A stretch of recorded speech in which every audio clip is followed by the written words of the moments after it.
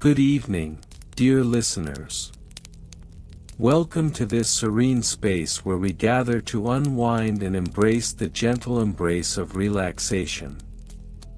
As the day's worries drift away, I invite you to settle in, find a comfortable position, and allow the soothing cadence of our story to lull you into a state of calm. Tonight, we will embark on a tranquil journey through the tedious yet fascinating history of medieval monastery bell ringing schedules. The sound of bells has been a source of solace and rhythm throughout the ages. In the quietude of the medieval period, monasteries became sanctuaries of peace and contemplation. The bells, with their melodic tolls, marked the passage of time and guided the daily lives of the monks who dedicated themselves to prayer, work, and reflection. As we explore this niche aspect of history, allow the gentle imagery of stone cloisters and tranquil gardens to wash over you, inviting you deeper into relaxation. In this video, we will delve into the origins of these bell-ringing schedules, tracing back to the early days of monastic life, where time was not measured by clocks but by the sacred call of the bell. We will learn about the various types of bells used in different monasteries, each with its own purpose and significance. The resonant sounds of these bells serve to summon the monks to prayer, to signal the hours of the day, and sometimes even to mark significant events within the community. As we meander through time, we will uncover the intricate patterns of daily life dictated by the ringing of bells. From the first light of dawn, when the morning bell beckoned the monks to rise, to the soft chimes of the evening bell that signaled the end of the day, each toll carried with it a sense of purpose and peace. You will discover how these schedules were meticulously crafted, reflecting not only the spiritual needs of the community but also the rhythm of nature itself. We will also touch upon the symbolism of bells in the Christian tradition, exploring their role in connecting the earthly realm to the divine. Each ring, a reminder of faith and devotion, resonated not just within the walls of the monastery but echoed throughout the surrounding countryside, inviting all within earshot to pause and reflect. As we progress through our narrative, I encourage you to let go of any lingering tension and allow the soft, rhythmic stories of these bell schedules to envelop you.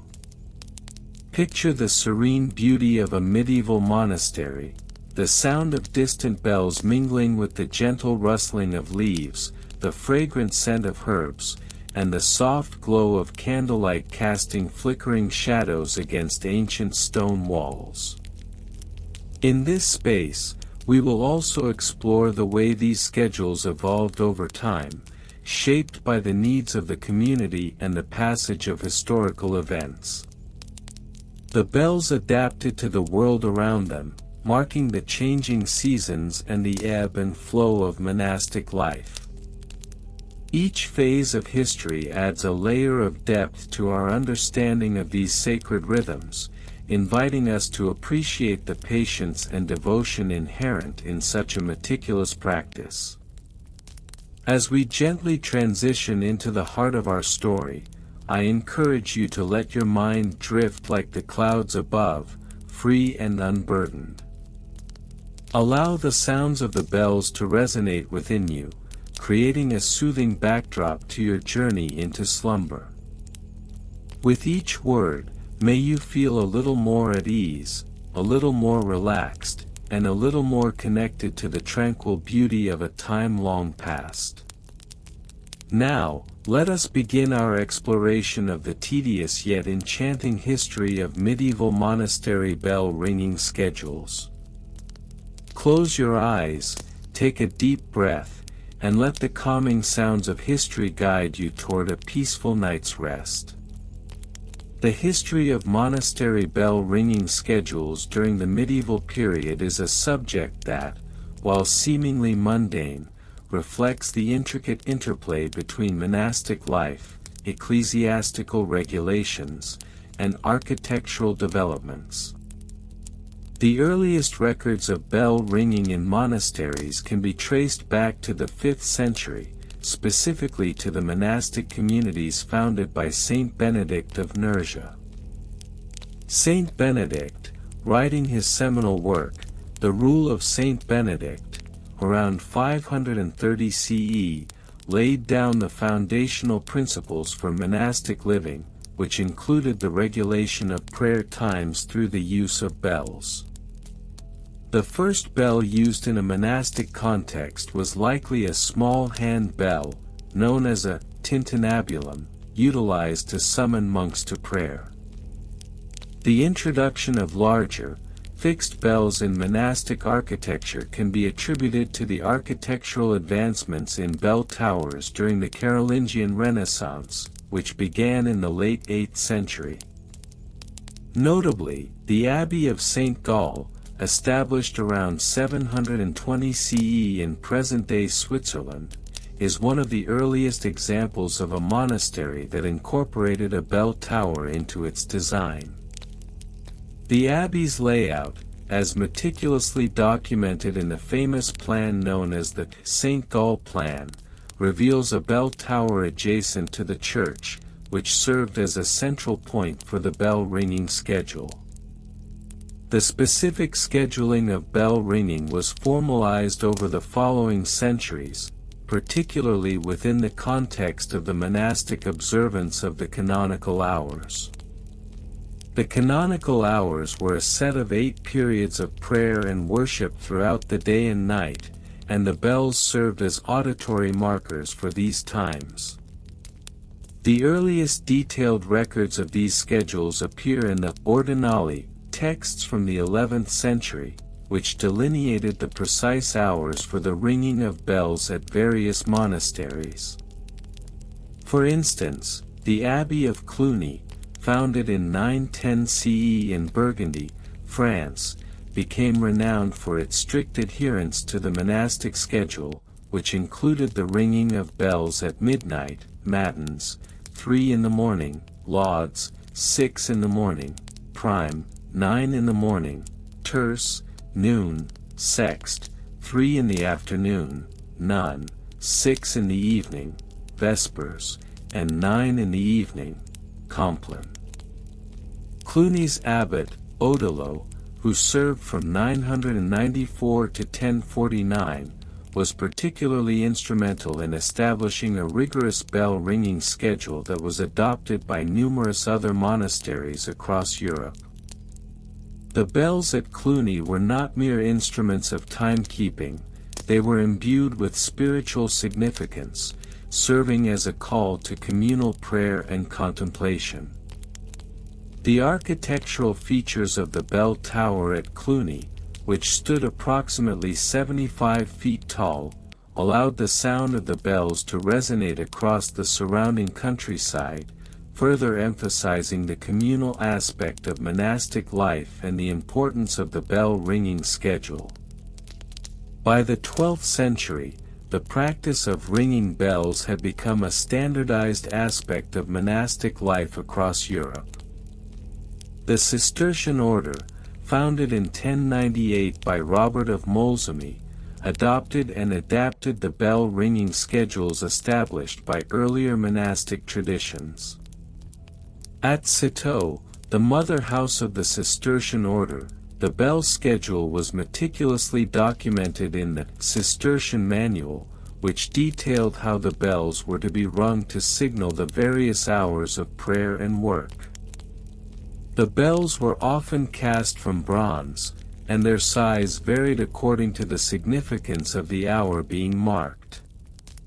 For example, the bell for matins, which signaled the beginning of the day's spiritual activities, was typically larger and more sonorous than the bells for the lesser hours.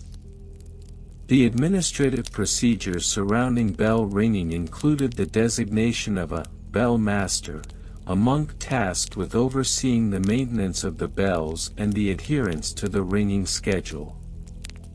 The bell master would work in conjunction with the prior and other administrative figures within the monastery to ensure that the ringing was conducted in an orderly manner. In many monasteries, the bell master was also responsible for training younger monks in the art of bell ringing, which involved not only the physical act of ringing the bells but also an understanding of the spiritual implications of the schedule. Daily routines within the monastery were heavily influenced by the bell ringing schedule. Monks would rise before dawn, often at a time dictated by the ringing of the bell for matins. Following this initial bell call, monks would gather in the church for the first prayer of the day, known as the office of matins. After this period of prayer, the bell would signal the beginning of the day's labor, which was often divided into periods of work and prayer, punctuated by the ringing of bells. The schedule was not merely a means of timekeeping, it was a spiritual framework that governed the entirety of monastic life. As the medieval period progressed into the 13th century, the bell-ringing schedules became increasingly complex, reflecting the growing number of observances and the development of additional religious orders. The Franciscan order, founded in 1209 by Saint Francis of Assisi, adopted a unique approach to bell ringing, often employing smaller bells known as signal bells to call the friars to communal prayer, reflecting their emphasis on simplicity and humility. In contrast, the Dominican order, established in 1216 by St. Dominic, maintained a more structured approach, incorporating elaborate bell towers and intricate ringing schedules akin to those of the Cistercian and Cluniac traditions. By the 14th century, the architectural designs of monasteries began to reflect the increased importance of bell ringing.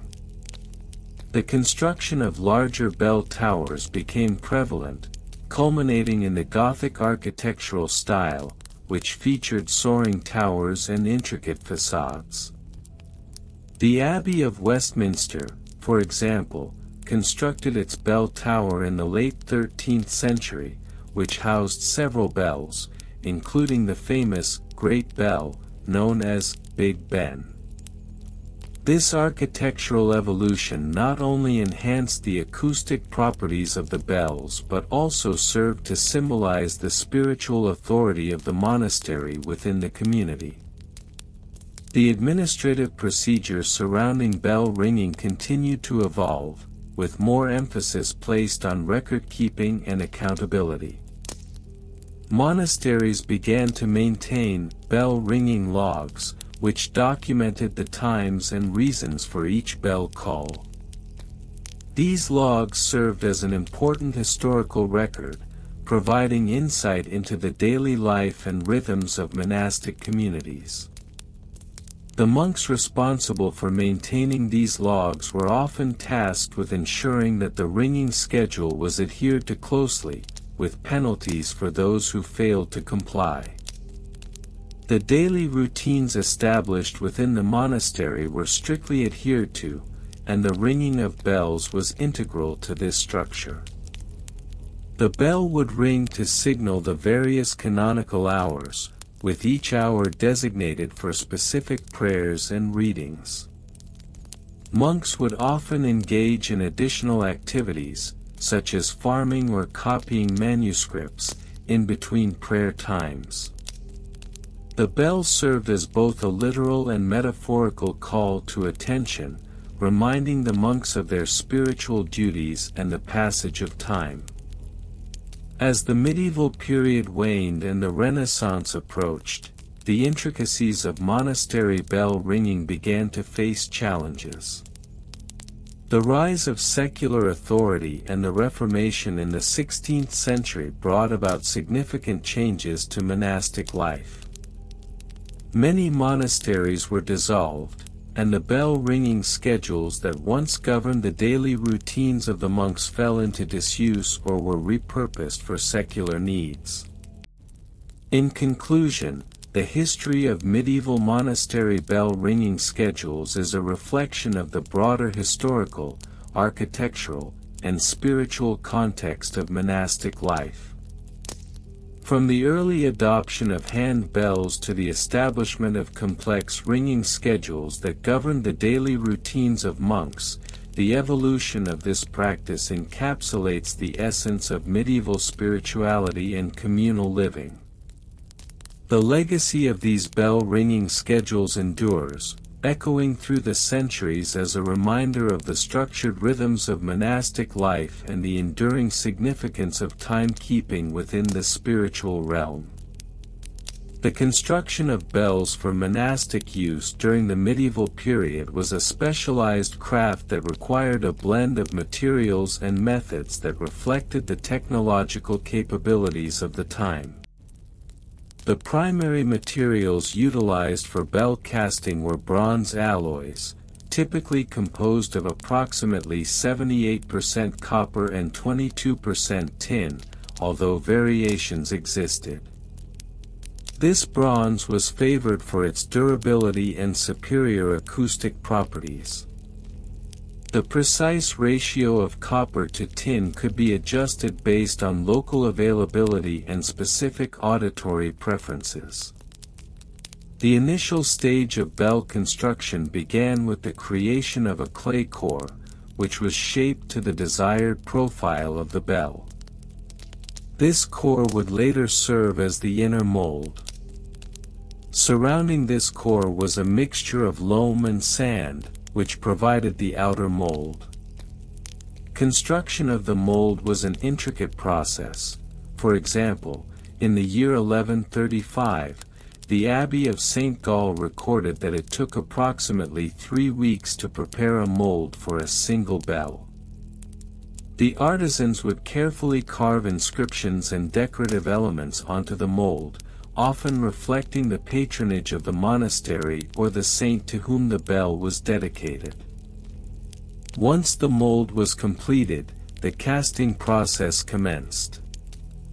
The bronze was heated to a temperature of around 1,200 degrees Celsius, about 2,192 degrees Fahrenheit, in a furnace, where it was then poured into the mold. The cooling process was equally critical. It typically took several hours for the bell to cool adequately, after which the mold was broken away to reveal the finished product.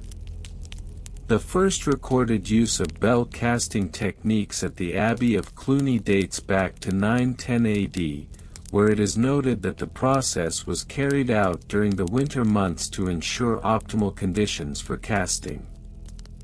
Maintenance of these bells was an ongoing concern for monasteries. Regular inspections were mandated, typically scheduled biannually, to assess the structural integrity of the bells and their fittings. This included checking for wear on the bell clappers, which were frequently made of iron and subjected to significant force during ringing. A 14th-century manuscript from the Monastery of St. Denis outlines a standard procedure for maintenance. Bells were to be cleaned with a mixture of vinegar and water to remove corrosion, and any cracks or fissures were to be addressed immediately. Failure to maintain bells could lead to significant auditory distortions or, in extreme cases, catastrophic failure during ringing.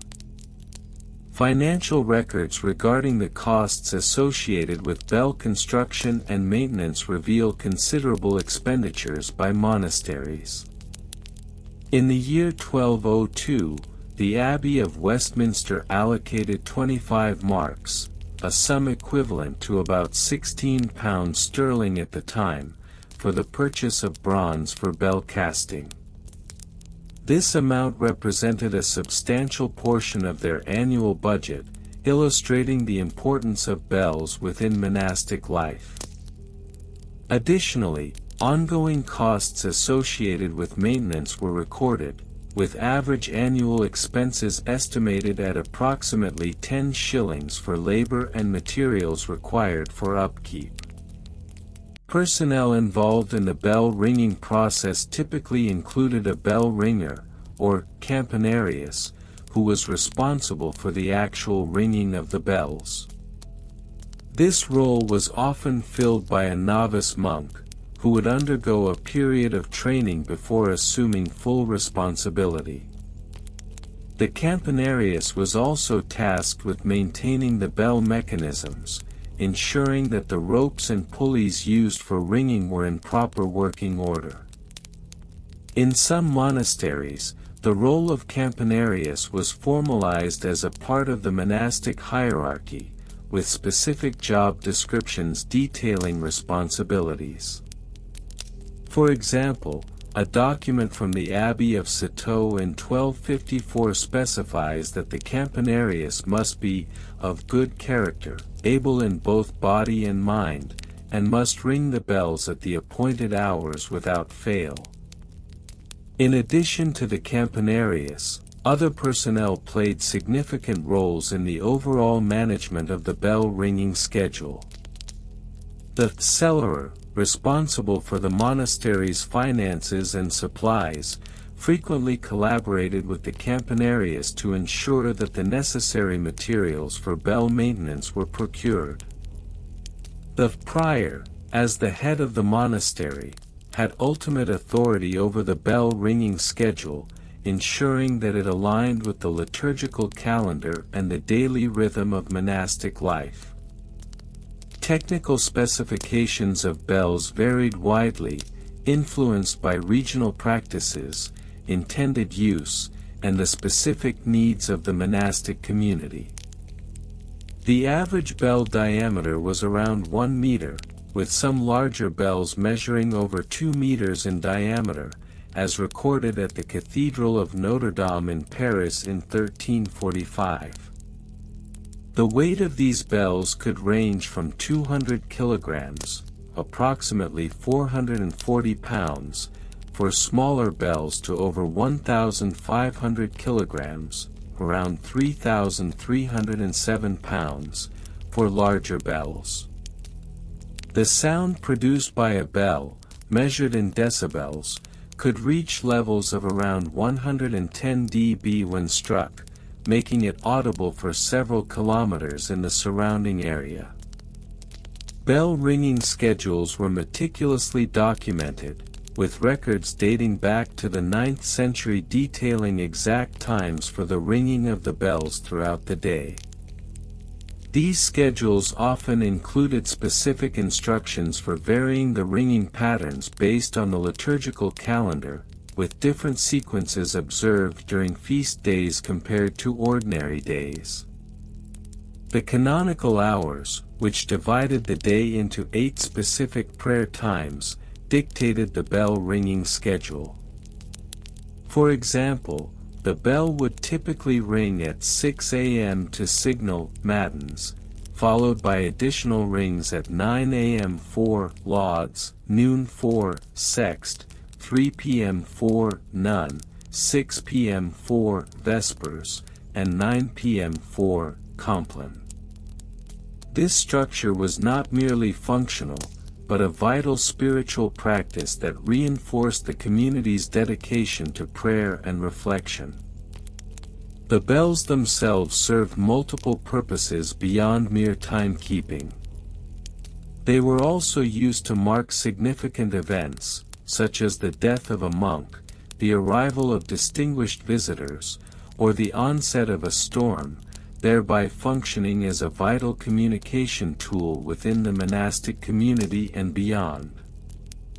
The ringing of the bells could signal a call to communal worship or serve as a warning to the surrounding populace, demonstrating their multifaceted role in medieval society. In conclusion, the history of medieval monastery bell ringing schedules provides a detailed insight into the construction methods, maintenance procedures, financial management, personnel roles, and technical specifications of bells. The interplay between these elements reveals a complex system that not only served practical functions but also embodied the spiritual aspirations of monastic life. The echoes of these bells, resonating through the ages, continue to testify to the structured rhythms of timekeeping that defined the medieval monastic experience. The construction of monastery bells during the medieval period involved a significant array of methodologies and materials, reflective of the technological capabilities and aesthetic sensibilities of the time. The earliest documented bell foundry in Europe, established in 950 AD in the region of what is now known as Germany, utilized a mixture of bronze, typically a combination of 78% copper and 22% tin. This alloy was favored due to its superior tonal qualities and durability. The process of casting these bells was labor-intensive. Artisans would mold sand into bell shapes, often employing templates made from clay or metal. The bell casting process typically involved heating the metal to approximately 1,200 degrees Celsius, 2,192 degrees Fahrenheit, and pouring it into the prepared molds. The dimensions of these bells varied significantly based on their intended use, with some smaller bells measuring approximately 30 centimeters, 12 inches, in height, while larger bells could reach heights of over 1.5 meters, 59 inches, and weigh upwards of 1,000 kilograms, 2,205 pounds. The size and weight of the bell directly influenced its sound. Larger bells produced deeper tones that could be heard over greater distances, while smaller bells emitted higher, more delicate sounds. Once constructed, the maintenance of these bells necessitated a rigorous schedule to ensure their longevity and optimal performance. Monasteries typically employed a bell ringer, often a novice monk or lay brother, tasked with regular inspections. Maintenance procedures included checking for signs of wear and tear, such as cracks or corrosion, which might arise from exposure to the elements or from the mechanical stresses of ringing. Routine maintenance also involved cleaning the bell's surface to prevent tarnishing, a process that could be completed using a mixture of vinegar and salt to restore the bronze's luster. In terms of financial records, the costs associated with bell production and maintenance were meticulously documented. For instance, the Abbey of St. Gall, documented in the year 1100 AD, detailed expenditures amounting to approximately 400 silver denarii for a single bell, which included costs for materials, labor, transportation, and installation. This was a significant sum for the time, reflective of the bell's importance in monastic life. Furthermore, the costs for routine maintenance averaged about 50 denarii annually, covering labor and materials such as the aforementioned cleaning agents and tools. These expenditures were typically recorded in the monastery's annual accounts, which were subject to scrutiny by the abbot and other senior monks. The personnel involved in the care of the bells consisted of several key roles with distinct job descriptions. The primary position was that of the bell ringer, whose responsibilities included overseeing the ringing schedule, ensuring the bells were in good working order, and coordinating with the other monks regarding the liturgical timetable. The bell ringer was often an experienced monk, skilled in the nuances of bell ringing, and trained in the art of maintaining the bells. Accompanying the bell ringer was the bell maker, an artisan whose role was less common within the monastery itself but crucial nonetheless. The bell maker was often an itinerant craftsman who traveled between monasteries, offering his expertise in the construction and repair of bells. His services were typically contracted by the monastery, with payment structured based on the complexity of the task and the materials used.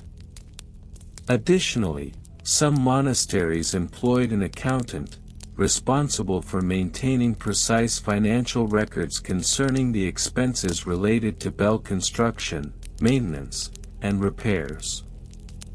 This individual would track all transactions associated with the bells, ensuring that funds were allocated appropriately and that any necessary repairs were documented in the monastery's financial ledgers. Technical specifications for the bells varied widely based on their intended use and the resources available to the specific monastery. Bells created for the purpose of calling monks to prayer were typically designed with a larger internal cavity, resulting in a lower pitch and a resonant quality that was conducive to being heard from great distances. For instance, a bell with a diameter of 1 meter, 39 inches, might produce a fundamental frequency of around 440 Hz, ideal for signaling the hours of the day. In contrast, smaller bells, often used in the chapel for more intimate gatherings, were crafted with narrower internal cavities, producing higher-pitched tones. An example would be a bell with a diameter of 30 centimeters, 12 inches, which could resonate at a frequency of approximately 1,200 Hz. The precision in the tuning of the bells was critical. Monks often engaged in a practice known as tuning, which involved adjusting the metal's thickness and shape to achieve the desired musical pitch. The bell ringing schedules themselves were complex and highly regimented. The earliest records of such schedules date back to the 8th century, with monastic communities adhering to specific times for prayer, reflection, and communal activities. The ringing of the bells signified the transition between these activities, and each bell was assigned a distinct purpose. For instance, the matins bell, typically rung at approximately 2 a.m., signaled the beginning of the day's first prayer service. Subsequent bells, such as the lauds bell at around 5 a.m., indicated the time for morning prayers and were followed by the prime bell at 6 a.m., which called monks to the first canonical hour. The evening hours were marked by similar precision, with the compline bell usually rung at around 8 p.m., indicating the end of the day's activities. These ringing schedules were recorded meticulously in the monastery's annals, with some records dating back to the 10th century. For example, a manuscript from the Benedictine Abbey at Cluny, dated 1090 AD, detailed the daily ringing schedule, noting the times and specific bells used for each service. Each entry included annotations regarding the length of ringing. Typically, the matins bell would be rung for approximately 15 minutes, while the compline bell might only sound for 5 minutes. In addition to the liturgical functions, bells also served secular purposes, such as marking the hours of the day for the surrounding community, signaling events such as the arrival of dignitaries, or warning of impending danger. The dual role of the bells as both religious and social instruments underscored their significance in medieval life. As the medieval period progressed, the introduction of more sophisticated mechanisms for ringing bells emerged. By the 13th century, some monasteries began employing a system of ropes and wheels, allowing for more controlled ringing and the ability to produce different sequences of tones. This innovation marked a notable advancement in bell ringing, allowing for more complex musical arrangements during liturgical celebrations. The cost of these advancements was significant. Records from the Abbey of Westminster in 1260 AD indicate that the installation of a new bell system, inclusive of the required mechanisms and rigging, amounted to approximately £1,200, a considerable investment for the time. Such investments were justified by the increased prominence of the bells, which not only served the monastery but also attracted pilgrims and visitors, contributing to the local economy. In conclusion, the study of medieval monastery bell ringing schedules reveals a comprehensive tapestry of construction methods, maintenance procedures, financial documentation, and personnel roles.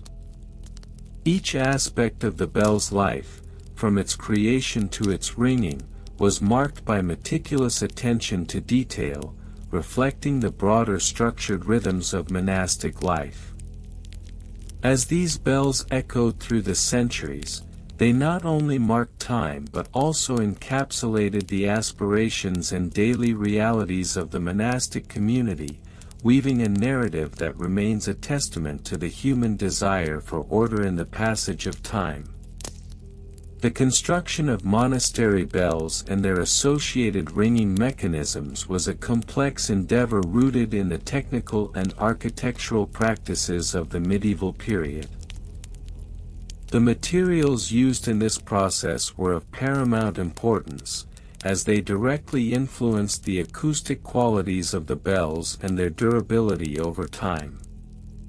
The most common material utilized for bell casting was bronze, an alloy primarily composed of copper, approximately 78% to 80%, and tin, around 20% to 22%. This combination not only provided a sonorous tone but also ensured the bell's resistance to corrosion, a critical factor given the exposure to the elements. The earliest known bell, attributed to the late 7th century, was cast using the lost wax method, a technique that remained prevalent throughout the medieval period. By the 12th century, the process had evolved, incorporating more sophisticated methods, such as metal molds, which allowed for greater control over the final dimensions and characteristics of the bells. The average bell from this period weighed between 300 and 1,200 pounds and measured approximately 30 to 48 inches in diameter. Notably, the largest bell known from this era, the Great Bell of St. Paul's Cathedral, London, cast in 1430, weighed an astonishing 12,000 pounds and measured 6 feet in diameter.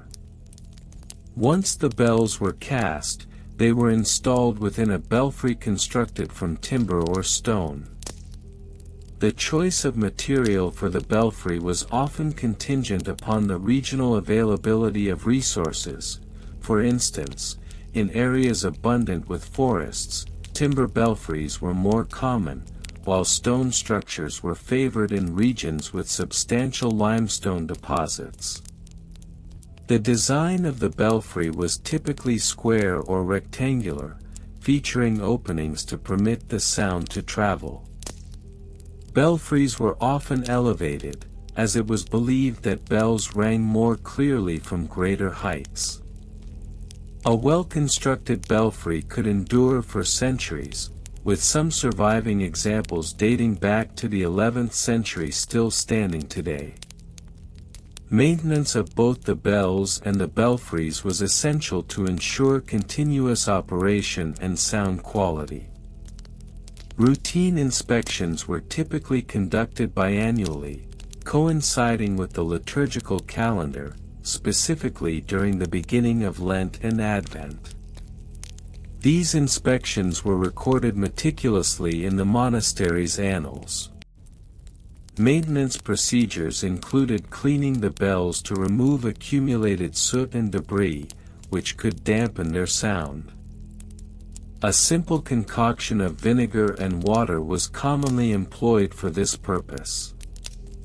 Furthermore, the bell's clapper, often made of a harder bronze alloy, required regular examination to prevent it from wearing down or becoming misaligned. In terms of the belfry structure, wooden components faced significant challenges from weathering and pest infestations, necessitating regular replacement. The average lifespan of a timber belfry was estimated to be around 50 to 100 years, depending on the climate and the quality of wood used. Monasteries often kept detailed logs of maintenance activities, noting dates of inspections, repairs made, and materials acquired. Financial records pertaining to the construction and maintenance of monastery bells were scrupulously kept, revealing insights into the economic realities of monastic life. The initial expense of a bell was substantial, often representing a significant portion of a monastery's annual budget.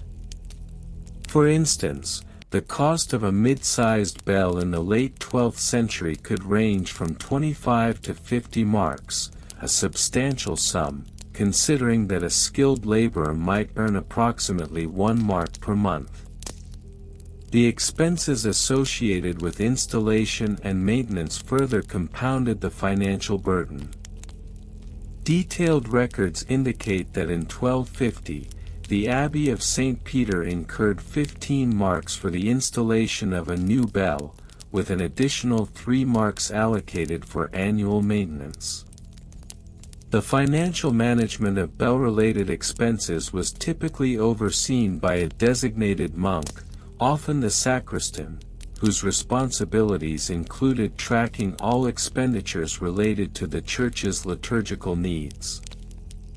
This role was critical, as it ensured that funds were allocated effectively and that the bells were maintained in a manner befitting their importance within the monastic community. The sacristan was also responsible for acquiring the necessary materials for repairs, often resulting in transactions with local craftsmen and suppliers, further embedding the monastery within its regional economy. Personnel involved in the ringing of the bells and their upkeep varied in number and responsibilities. The chief bell ringer, often referred to as the ringing master, was typically an experienced monk tasked with overseeing the bell ringing schedules and training novices in the art of bell ringing. This position was often filled by a monk with a strong understanding of the liturgical calendar, as the ringing of bells was closely tied to the schedule of prayers and services. In larger monasteries, the ringing master might have had assistants, referred to simply as ringers, who would help manage the operations of the belfry and ensure the bells were rung according to the established schedule.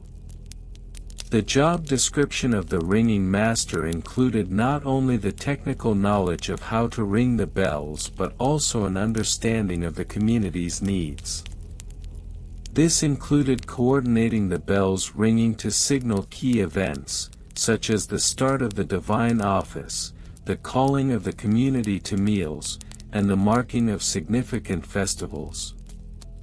The ringing master was also responsible for maintaining the bell's equipment, including the ropes and mechanisms used to swing the bells.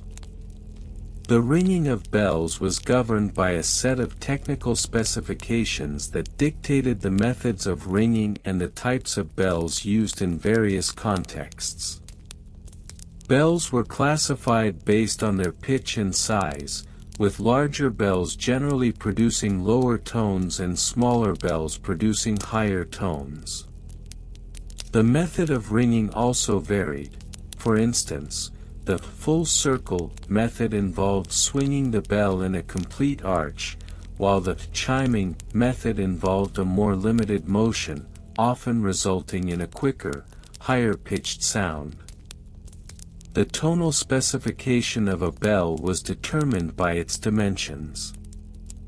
A bell measuring 30 inches in diameter would typically produce a fundamental frequency around 500 Hz, whereas a larger bell, measuring 48 inches, would resonate at approximately 350 Hz.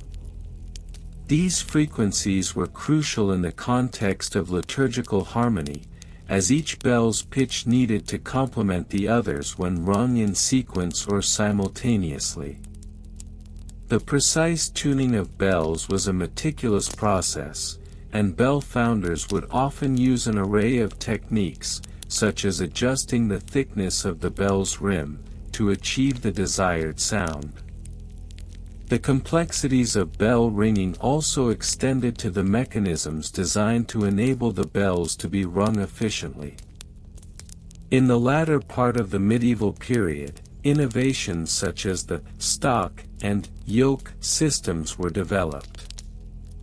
The stock was a wooden frame that held the bell in place, while the yoke allowed the bell to pivot and swing freely.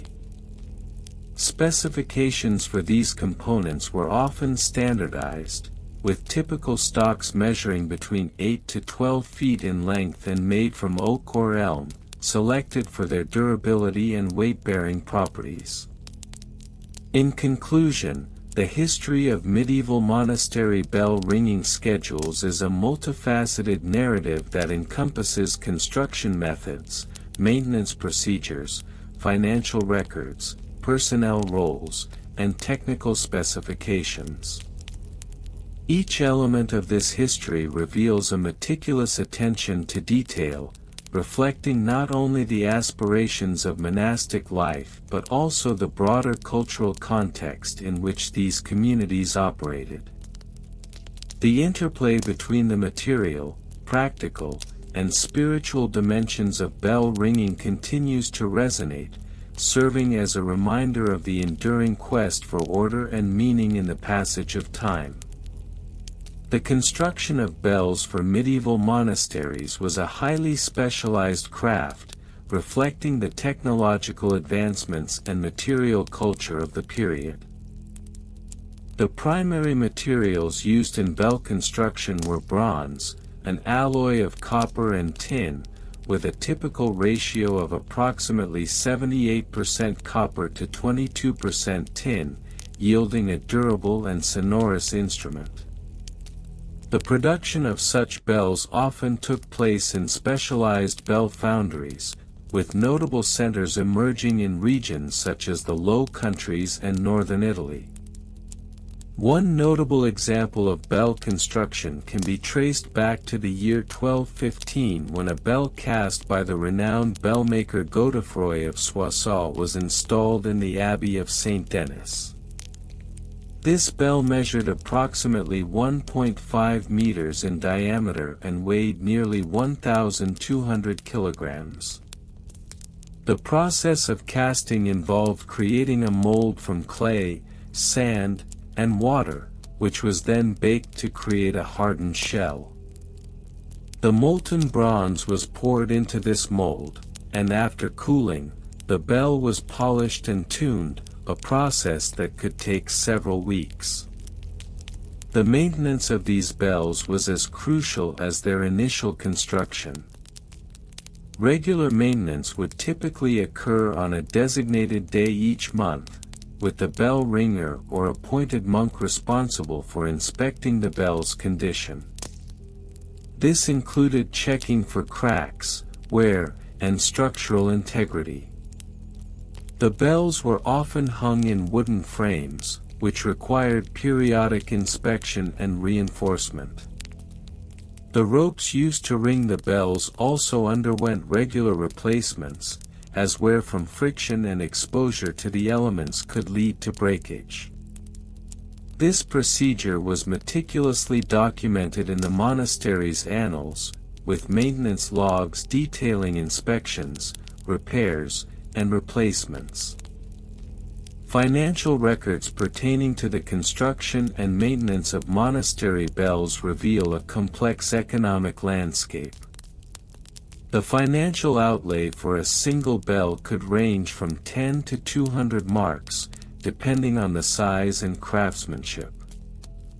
For instance, in the year 1293, the Abbey of Cluny recorded an expenditure of 50 marks for a new bell, which was considered a substantial investment given the monastery's annual budget of approximately 600 marks.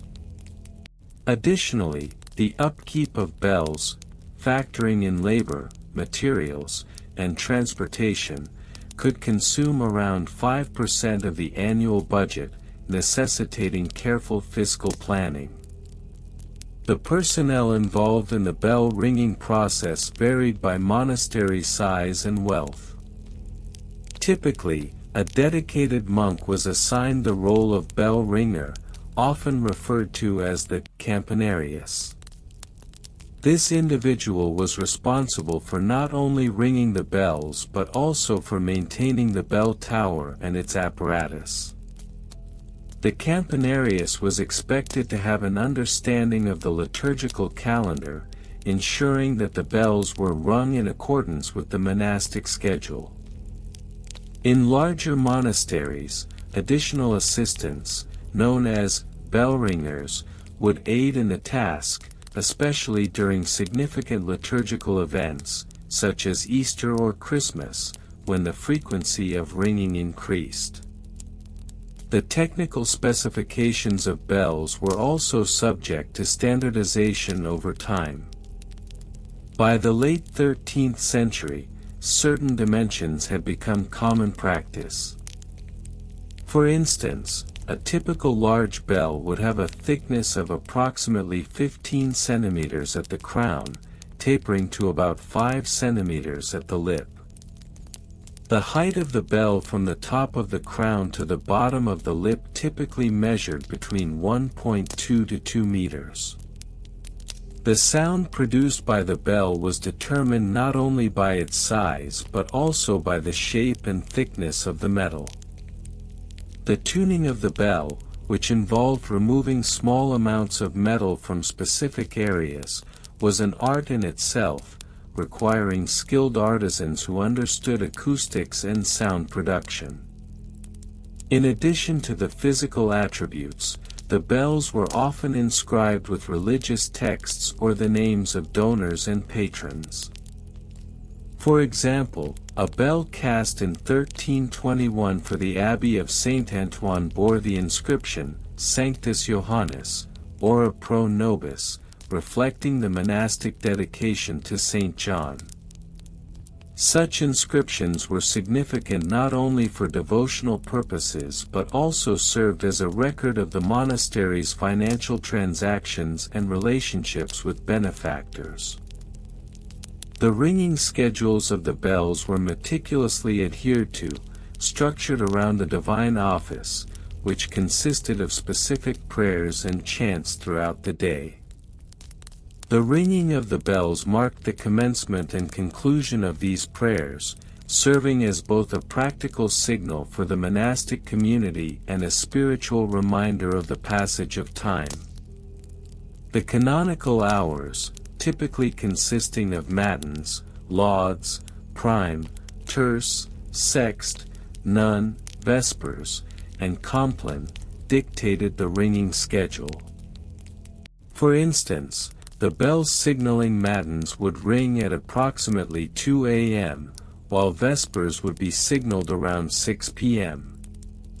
Each hour of the day was punctuated by the sound of the bells, which would often resonate throughout the surrounding countryside, establishing a rhythmic connection with the larger community. Throughout the medieval period, the significance of bell ringing evolved. By the 14th century, bells were not only used in monastic settings but also became a hallmark of civic life in towns and cities. This transition marked a shift in the perception of bells from purely religious instruments to symbols of communal identity. Towns began to commission their own bells, which would be rung to signal various civic duties, market days, and public announcements. The bell tower itself became an architectural feature of significance. Many monasteries invested in constructing elaborate bell towers that not only housed the bells but also served as a visual symbol of the monastic community's presence. These towers were often built using local stone, with designs ranging from simple square structures to more ornate, octagonal forms. For example, the bell tower of the Abbey of Saint Benign in Dijon, constructed in the late 12th century, stands at an impressive height of 40 meters, showcasing the ambition of monastic architecture of the time. In the context of the medieval economy, the procurement of bells and their maintenance often relied on a combination of local resources and the labor of skilled tradesmen. Monasteries frequently established relationships with local craftsmen, leading to a barter system where services and goods were exchanged. For example, in the year 1380, the Abbey of Mont Saint-Michel recorded a transaction involving the exchange of agricultural produce for the labor of a bellmaker from the nearby town of Avranches.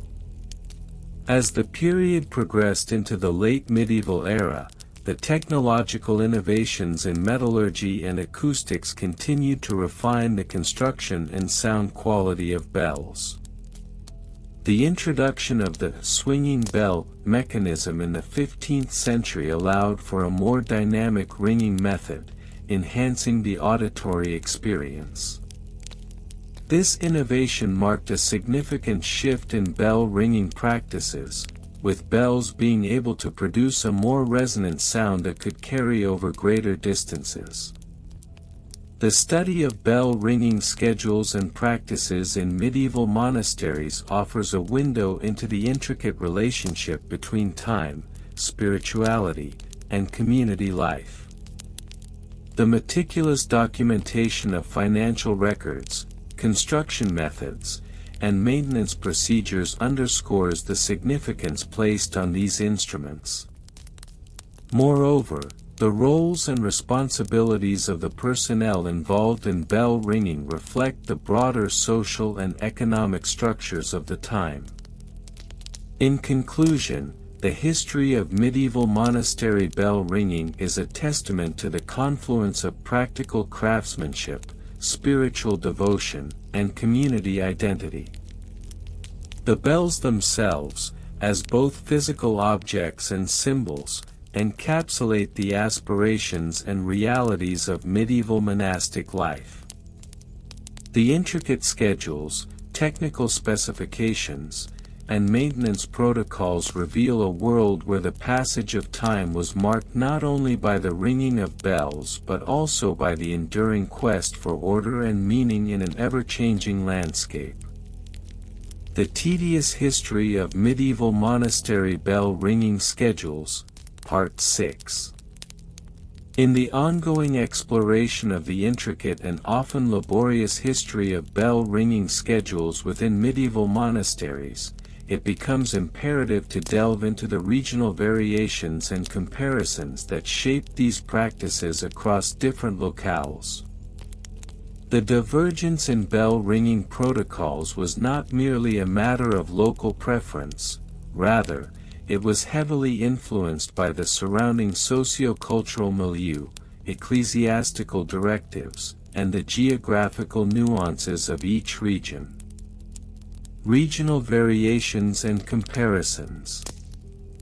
In the British Isles, for instance, monasteries such as those belonging to the Benedictine order adhered to specific liturgical traditions that dictated the frequency and timing of bell ringing.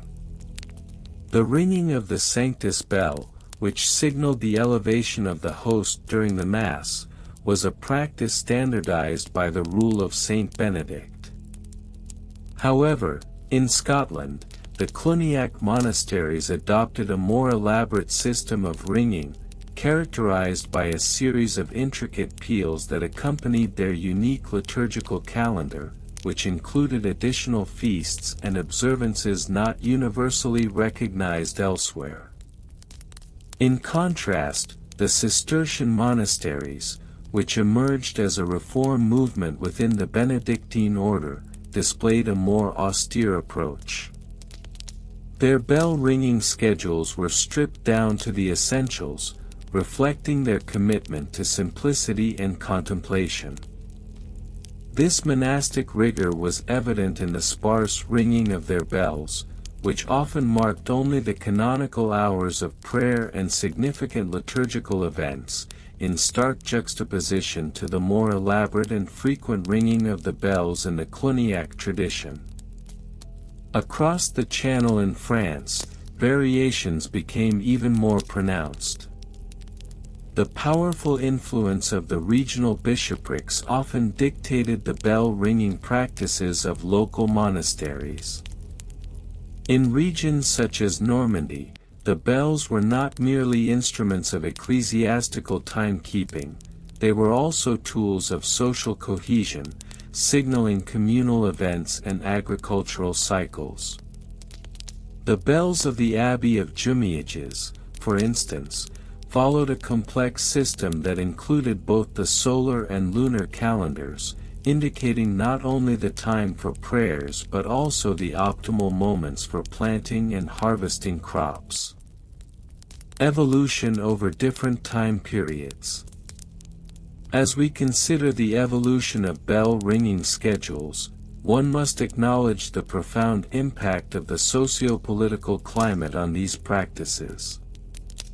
The post-Carolingian period marked a notable shift as monasticism became increasingly intertwined with the feudal system.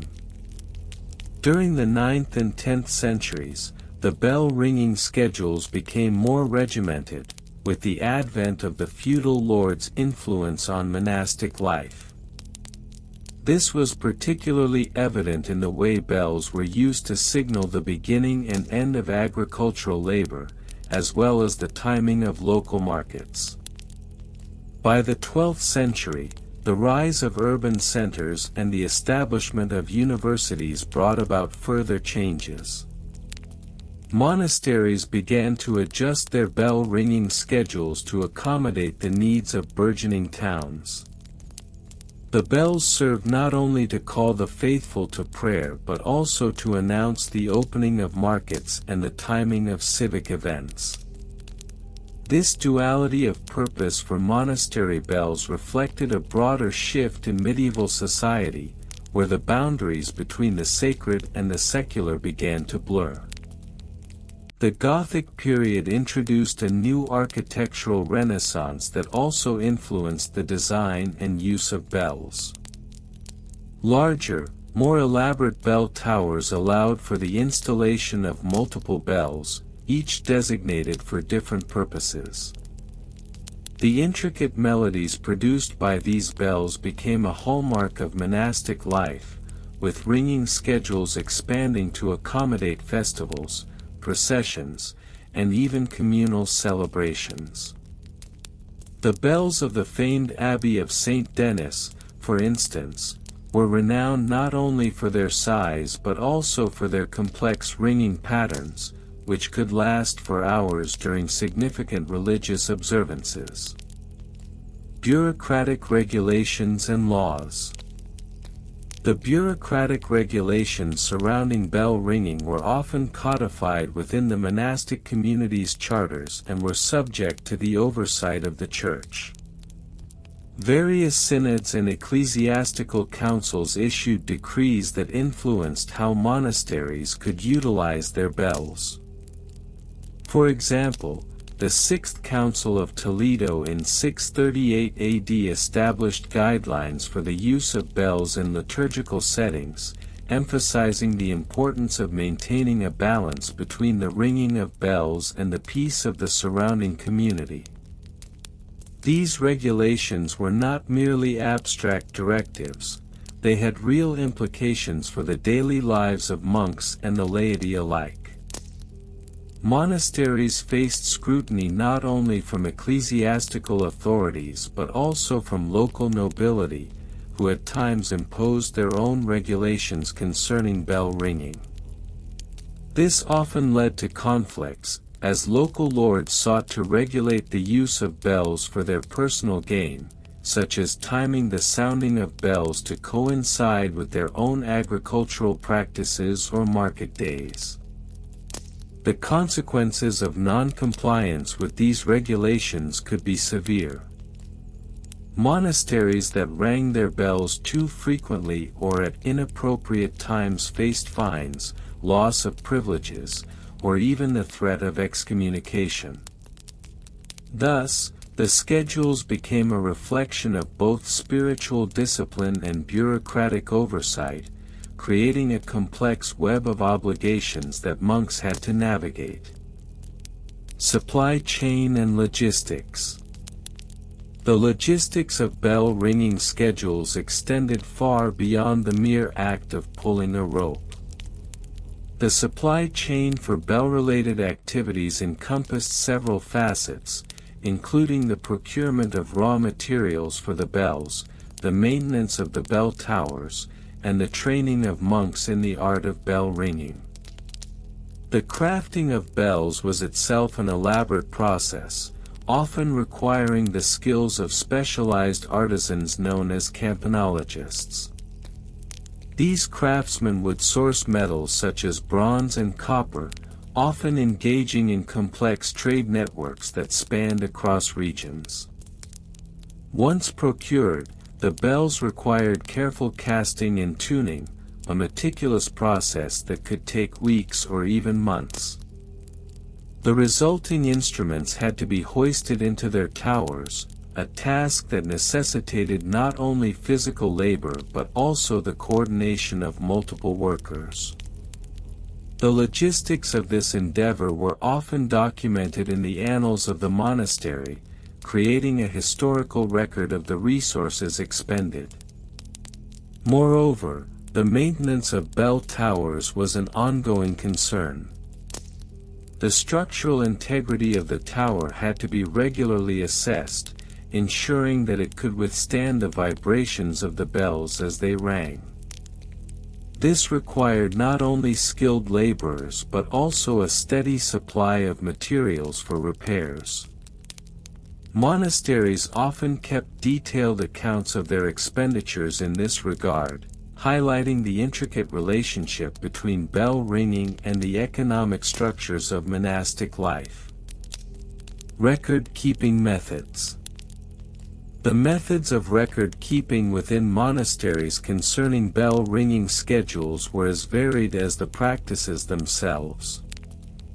Monastic scribes utilized a range of tools, from wax tablets to illuminated manuscripts, to document the liturgical calendar, including the specific times and contexts for bell ringing. The development of standardized notation for recording bell ringing patterns emerged in some monastic communities, resulting in a unique form of musical notation that captured the complexities of the bell melodies. In addition to liturgical records, monasteries maintained logs that detailed the technical aspects of bell ringing, including the frequency of use, maintenance schedules, and even the weather conditions affecting bell ringing practices.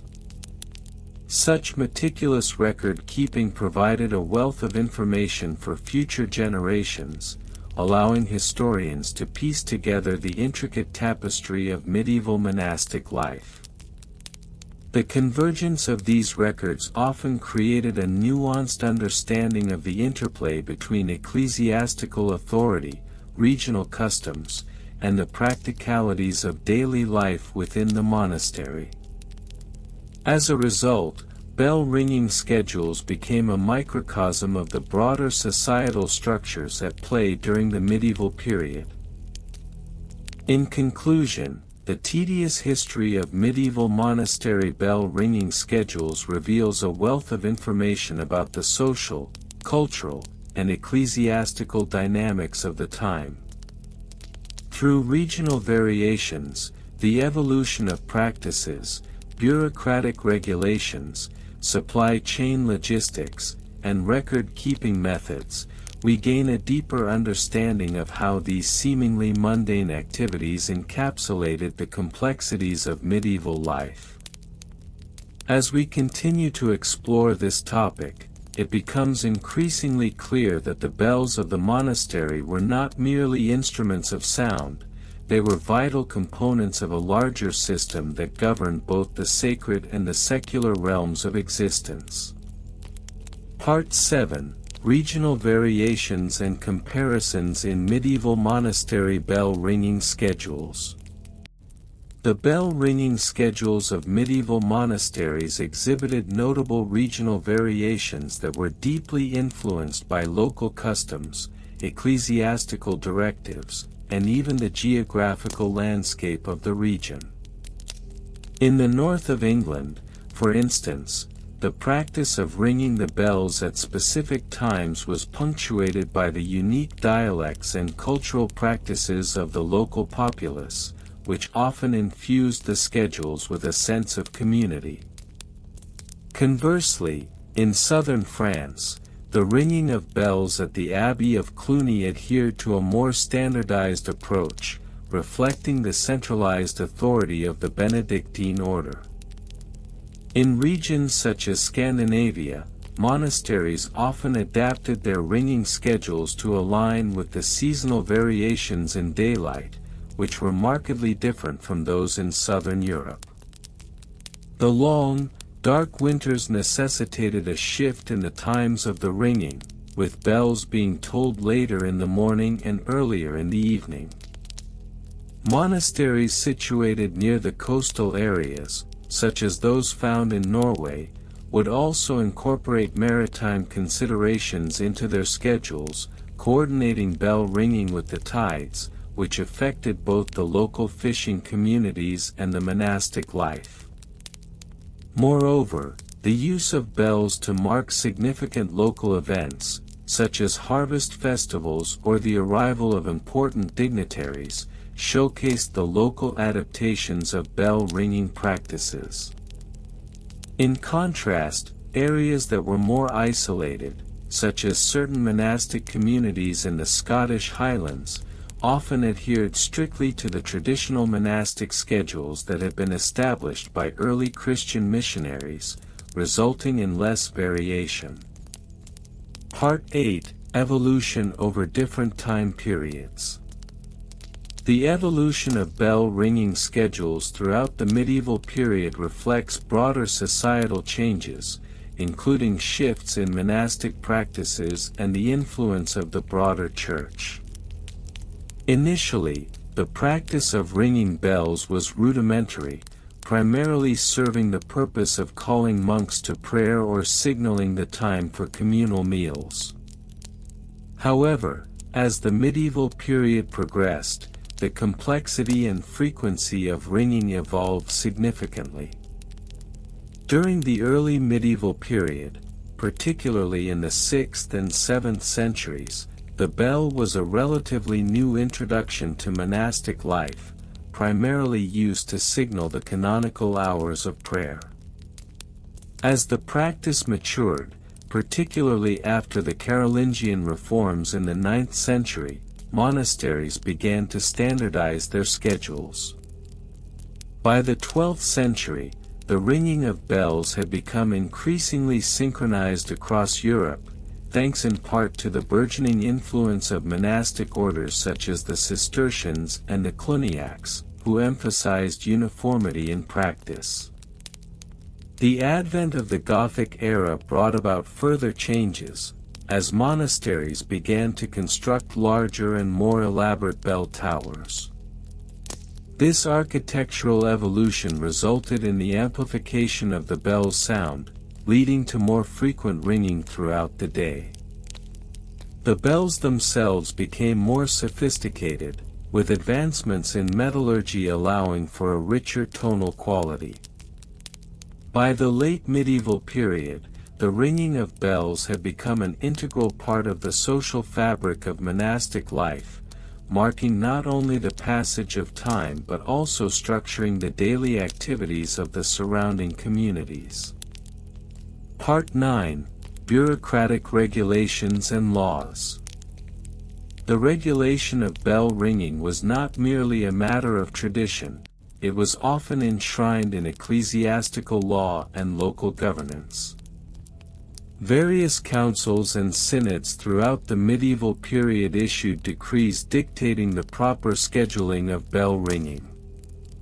These regulations often stemmed from a desire to maintain order within the monastic community and to ensure that the faithful were appropriately called to worship. For instance, the Synod of Cloveshow in 747 outlined specific times for the ringing of bells, emphasizing the necessity of adhering to the canonical hours. Such regulations were often enforced by local bishops, who wielded considerable authority over monastic practices within their dioceses. Violations of these ringing schedules could result in admonishments or, in extreme cases, the imposition of fines on the offending monastery. In addition to ecclesiastical oversight, local secular authorities began to take an interest in bell ringing as well. In urban areas, where multiple monasteries coexisted, conflicts could arise regarding the ringing schedules, leading to the need for municipal regulations. For example, in cities like Paris or London, local governments occasionally instituted ordinances to prevent overlapping bell tolling that could confuse the populace or interfere with civic life. Part 10: Supply Chain and Logistics. The logistical considerations of bell ringing schedules within medieval monasteries are often overlooked. The procurement and maintenance of bells were significant undertakings that required careful planning and resource management. The process began with the sourcing of raw materials, primarily bronze, which was melted down and cast into bells.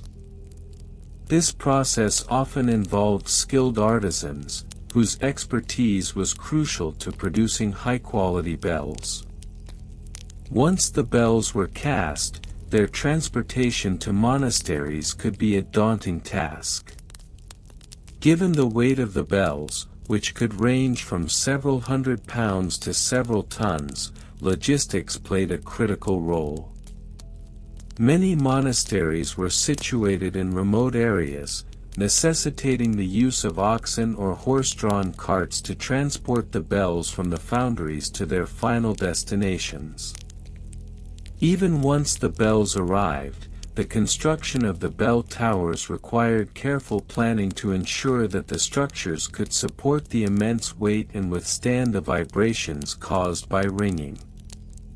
Moreover, the ongoing maintenance of the bells was essential for ensuring their functionality and sound quality.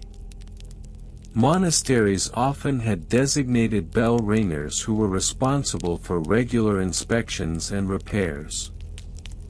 This role required knowledge of metallurgy and acoustics, as bells could develop cracks or lose their tonal quality over time. The importance of these logistical considerations cannot be overstated, as they directly influence the punctuality and quality of the bell ringing schedules. Part 11: Record-keeping methods. The meticulous nature of medieval monastic life extended to the record-keeping practices associated with bell ringing schedules. Monasteries employed various methods to document their ringing times, often utilizing large parchment scrolls or bound manuscripts. These records served multiple purposes, including tracking compliance with ecclesiastical regulations, ensuring adherence to local customs, and maintaining a historical account of the monastery's activities. Monks often used a system of notation to indicate the specific times and events associated with bell ringing. This notation could range from simple entries that denoted the hour and purpose of the ringing, e.g., Vespers at 6 p.m., to more complex annotations that included references to local saints' feast days or notable occurrences affecting the community. Additionally, some monasteries developed a unique form of record-keeping known as bell books, which were dedicated to documenting the usage and maintenance of their bells. These books contain detailed entries about the bell's casting, repairs, and even the weather conditions on days when significant events necessitated special ringing. The preservation of such records illustrates the monks' commitment to their rituals and the importance of continuity in their practices. In conclusion, the study of medieval monastery bell ringing schedules reveals a multifaceted tapestry of regional practices, evolving traditions, bureaucratic regulations, logistical challenges, and meticulous record-keeping. While the bells themselves may have served a singular purpose of calling the faithful to prayer, the intricate systems developed around their ringing highlight the complex interplay between monastic life and the broader societal structures of the medieval period. Such a thorough examination of even the most mundane aspects of bell ringing schedules enriches our understanding of the cultural and spiritual dimensions of monastic life in the Middle Ages. The Tedious History of Medieval Monastery Bell Ringing Schedules, Part 8. As we delve into the intricate tapestry of medieval monastery bell ringing schedules, it is imperative to acknowledge the regional variations and comparisons that characterize these practices across different areas of Europe. Despite the overarching similarities that can be observed in the bell ringing rituals, distinct regional customs emerged, influenced by local traditions, ecclesiastical regulations, and socio-cultural contexts. #Regional variations and comparisons. In the British Isles, for instance, the ringing of bells was often more pronounced and ceremonial than in regions such as the Iberian Peninsula. In England, the Benedictine and Cistercian monasteries developed a distinctive pattern of bell ringing that would serve as both a call to prayer and a means of marking the passage of time. The famous bells of Westminster Abbey, which began ringing in the 11th century, provide a quintessential example of this practice.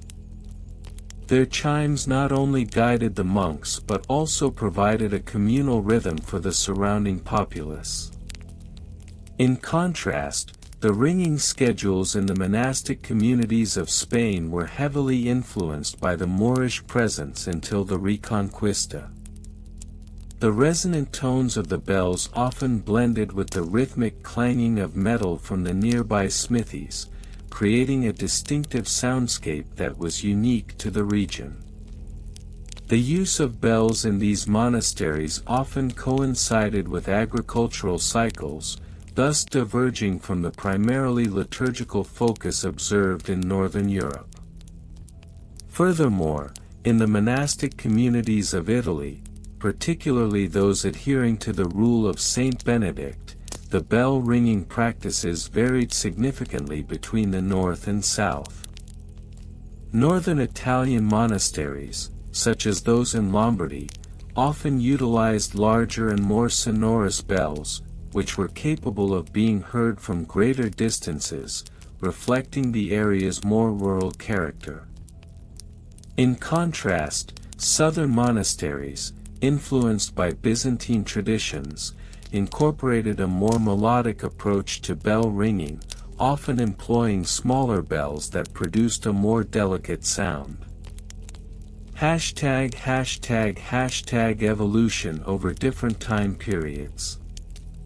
The evolution of bell ringing schedules can be traced alongside the socio-political changes that occurred throughout the Middle Ages. Initially, during the early medieval period, the bell ringing was rudimentary and primarily served the purpose of calling monks to prayer and marking canonical hours. The practice was relatively informal, with little standardization. As we transitioned into the High Middle Ages, however, the bell-ringing practices became more sophisticated and systematic. By the 12th century, as monastic reforms took root, particularly with the establishment of the Cluniac order, the regulation of bell ringing began to take on a more bureaucratic form.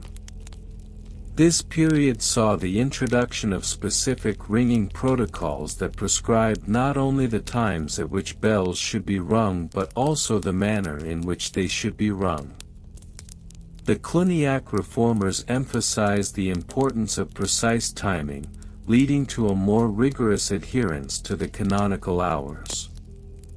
This is evidenced in various monastic texts of the period, which meticulously detailed the required minutes for each bell toll. As we arrived at the late medieval period, the advent of more sophisticated clock mechanisms began to influence the schedules. The introduction of mechanical clocks in monasteries allowed for a more accurate and consistent ringing pattern, although it also led to disputes over the interpretation of canonical hours.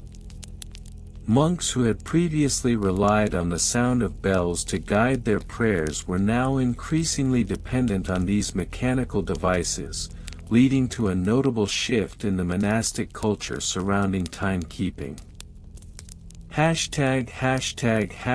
#Bureaucratic regulations and laws. The bureaucratic regulations surrounding bell ringing schedules were extensive and often convoluted.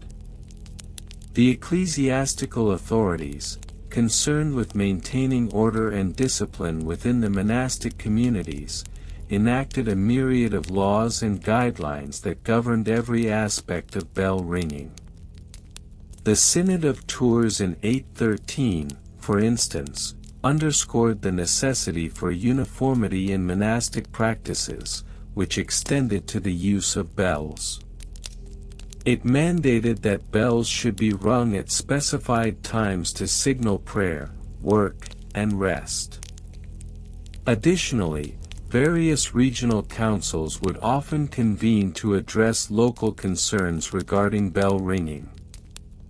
For example, in the early 14th century, a council in the region of Flanders issued a decree that stipulated the number of tolls for each canonical hour, taking into account the size and acoustics of each monastery's bells. These regulations were meticulously documented in various ecclesiastical records, thus creating an extensive and oftentimes tedious bureaucratic framework. Moreover, the Church's concern for the laity's disturbance played a significant role in shaping bell ringing laws. Complaints from townsfolk regarding the loudness and frequency of bells led to the enactment of regulations that required monasteries to limit the duration and intensity of their bell ringing, particularly during the night hours. This led to further complications, as monks had to navigate the delicate balance between adhering to monastic tradition and accommodating the needs of the local populace. Supply chain and logistics. The logistics of bell ringing were not merely confined to the act itself, they encompassed an entire supply chain that facilitated the maintenance, construction, and operation of the bells. The procurement of bell metal, typically a mixture of copper and tin, was a complex process that required careful planning and execution. Bell founders often traveled to regions rich in these materials, negotiating prices and securing the necessary resources. Once the metal was acquired, the process of bell casting was labor-intensive and required a high level of craftsmanship. Monastic records often detail the involvement of specific artisans who were commissioned to create bells for particular monasteries. These records provide insight into the economic relationships that existed between monasteries and local artisans, highlighting a network of mutual dependency. Additionally, the logistics surrounding the transportation of bells were significant. Large bells, weighing several tons, necessitated the use of teams of oxen and specialized wagons designed to bear heavy loads. Monasteries often coordinated with local lords for the use of roads and bridges, as well as for the provision of laborers to assist in the transport. This intertwining of logistical planning and ecclesiastical authority illustrates the multifaceted nature of bell ringing within the medieval monastic context. Record-keeping methods. The meticulous record-keeping practices of medieval monasteries provide a window into the complexity of bell-ringing schedules. Monks were trained in the art of writing and accounting, which was essential for maintaining the extensive documentation required by their communities. The records not only included the times and frequencies of bell ringing but also detailed accounts of repairs, maintenance schedules, and the procurement of materials. The use of various writing materials, such as parchment and vellum, was essential in this endeavor. The choice of ink, often made from oak galls or carbon, influenced the longevity and legibility of these records. Monastic scribes would often employ a system of abbreviations and shorthand to expedite the documentation process, although this sometimes led to confusion and misinterpretation in later years. Moreover, the advent of the printing press in the late 15th century heralded a significant shift in record-keeping practices. While primarily a tool for disseminating religious texts, it also facilitated the reproduction of bell-ringing schedules and regulations, allowing for greater standardization across monasteries. The proliferation of printed materials contributed to a more uniform understanding of canonical hours and the associated bell-ringing practices. As we reflect upon the exhaustive details surrounding the history of medieval monastery bell-ringing schedules, it becomes evident that beyond the mere act of ringing bells lay a rich and intricate world of regional variations, regulatory frameworks, logistical considerations, and meticulous record-keeping. The interplay of these mundane yet critical factors shaped the monastic experience and the communities they served, weaving a complex narrative that continues to resonate through the annals of history. Conclusion. In conclusion, the exploration of the tedious history of medieval monastery bell-ringing schedules reveals the profound interconnectedness of various elements within monastic life. From regional differences to the evolution of practices over time, the bureaucratic regulations, supply chain intricacies, and diligent record-keeping methods all contributed to the resonance of bells that marked the sacred rhythms of monastic existence. Our understanding of this aspect of medieval life underscores the significance of seemingly trivial details, inviting further inquiry and scholarship into the multifaceted world of monasticism. The Tedious History of Medieval Monastery Bell-Ringing Schedules, Part 9. As we delve further into the labyrinthine subject of medieval monastery bell-ringing schedules, it becomes imperative to explore the regional variations and comparisons that characterize these practices across different territories. The methodologies employed in the ringing of bells were not monolithic but rather showcased a plethora of adaptations influenced by local customs, ecclesiastical directives, and socio-cultural contexts. Regional variations and comparisons. In England, for example, the bell ringing schedule adhered closely to the Benedictine rule, which dictated a regimen of prayer and worship punctuated by the striking of bells. The notable chapter on the use of bells in the Rule of Saint Benedict outlined specific times for the divine office, leading to a standardized ringing schedule that echoed across English monasteries. However, as one ventured toward the eastern regions of Europe, particularly in monastic communities in the Slavic territories, the practices began to diverge. The Orthodox Christian traditions incorporated a more elaborate system of bell ringing, where the bells were not merely instruments of timekeeping but were imbued with a rich tapestry of theological significance. In these communities, bells would often be rung not only for the canonical hours but also to mark the changing of seasons, significant feast days, and even local festivals, creating a divergence in the rhythm of life dictated by bell tolls. In Italy, especially in the regions of Tuscany and Lombardy, the use of bells was further complicated by the influence of local governance. Here, bells served dual purposes. They not only called monks to prayer but also summoned townsfolk to civic duties or announced the arrival of dignitaries.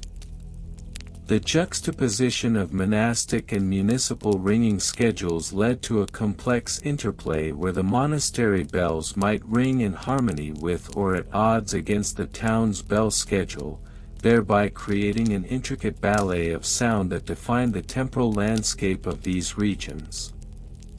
Evolution over different time periods. The evolution of bell ringing schedules throughout the medieval period also merits detailed examination. During the early medieval period, specifically from the 5th to the 10th century, the use of bells was relatively rudimentary. The primary purpose was to signal prayer times within monastic walls.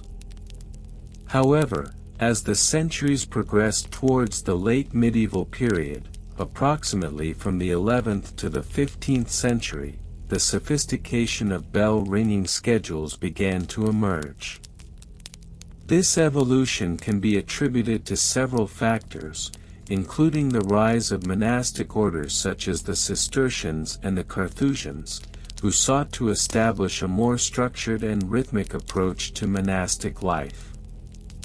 The Cistercian order, with its emphasis on asceticism and communal living, implemented a more regimented bell-ringing schedule that marked not just the hours of prayer but also periods of silence and contemplation, leading to a more meditative lifestyle.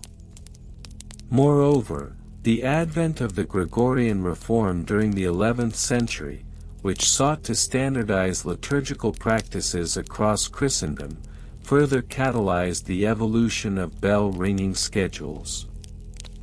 The reforms emphasized uniformity in the observance of the liturgical calendar, thereby necessitating a more precise and synchronized approach to bell ringing.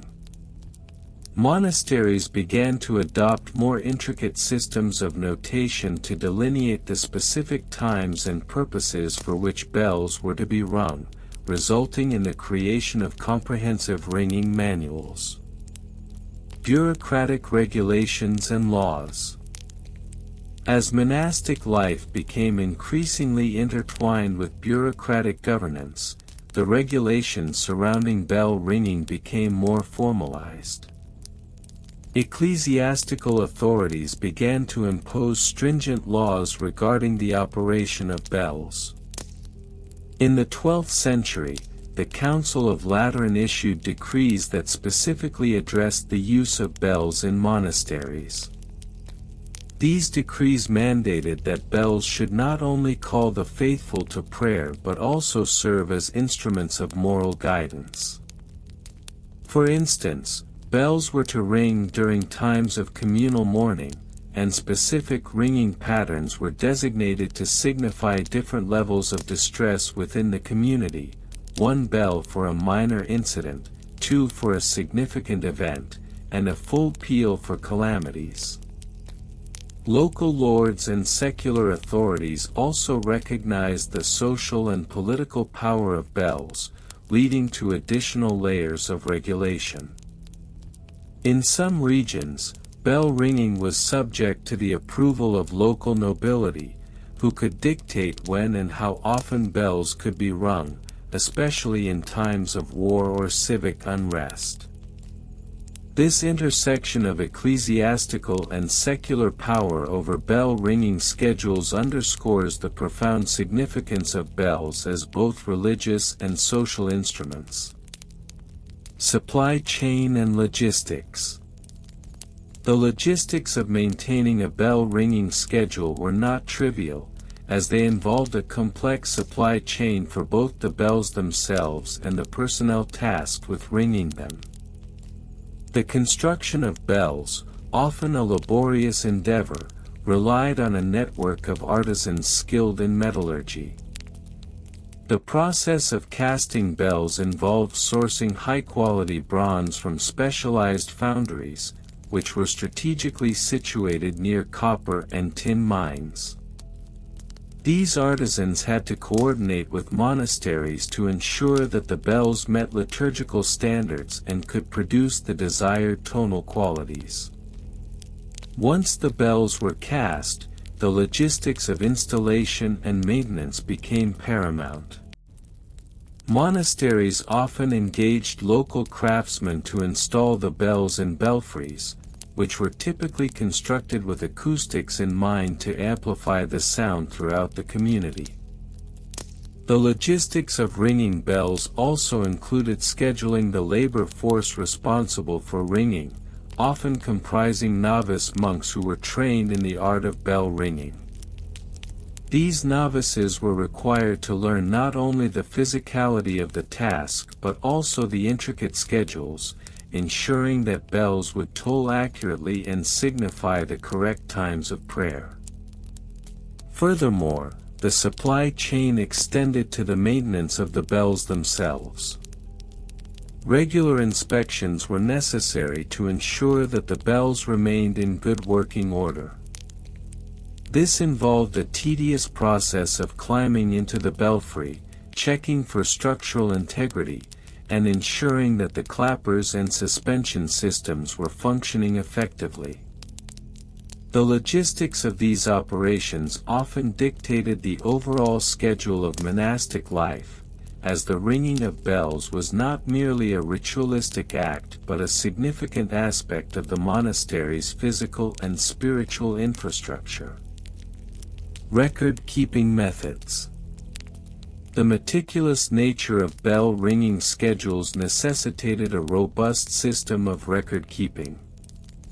Monastic communities developed detailed annals and chronicles, which documented not only the times and purposes of bell ringing but also significant events and changes in the community. Scribes, often monks adept in literacy, were tasked with maintaining these records, employing various methods to ensure accuracy and consistency. The records would typically include a variety of information: daily schedules for the ringing of bells, annotations of special events such as feast days or the arrival of important visitors, and even notations of bell tolling patterns. Some monasteries implemented a form of tabulation, where each hour was marked with specific symbols indicating the required bell rings, a system that would later influence the development of more formalized notation systems in music. Moreover, these records served a dual purpose. Not only did they provide a historical account of monastic life, but they also acted as a reference for future generations of monks. The importance of maintaining a consistent bell-ringing schedule was underscored in the annals, as deviations could lead to confusion and disrupt the communal rhythm that bells were designed to uphold. In conclusion, the intricate tapestry of medieval monastery bell ringing schedules reveals a wealth of information that transcends the mere act of ringing bells. Through regional variations, the evolution of practices, the imposition of bureaucratic regulations, the complexities of supply chain logistics, and meticulous record-keeping methods, we uncover a narrative that is as detailed as it is tiresome. The bells, while mundane in their routine, played a pivotal role in shaping the spiritual and social lives of medieval communities, resonating with the echoes of history long after the last toll has faded. The Tedious History of Medieval Monastery Bell Ringing Schedules, Part 10. In the rich tapestry of medieval monastic life, the practice of bell ringing emerged not merely as a ritualistic exercise, but as a profound reflection of both regional variations and the evolution of monastic communities over time. This chapter aims to delve into the intricate details of these aspects, examining how local customs and bureaucratic regulations influenced bell ringing practices, alongside the logistics and record-keeping methodologies that ultimately govern this vital aspect of monastic existence. Regional variations and comparisons.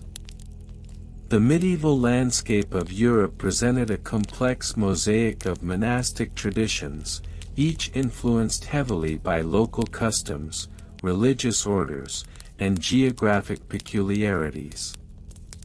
In the British Isles, for instance, the Benedictine and Cistercian monks maintained distinct bell-ringing schedules, often dictated by the rhythms of agrarian life.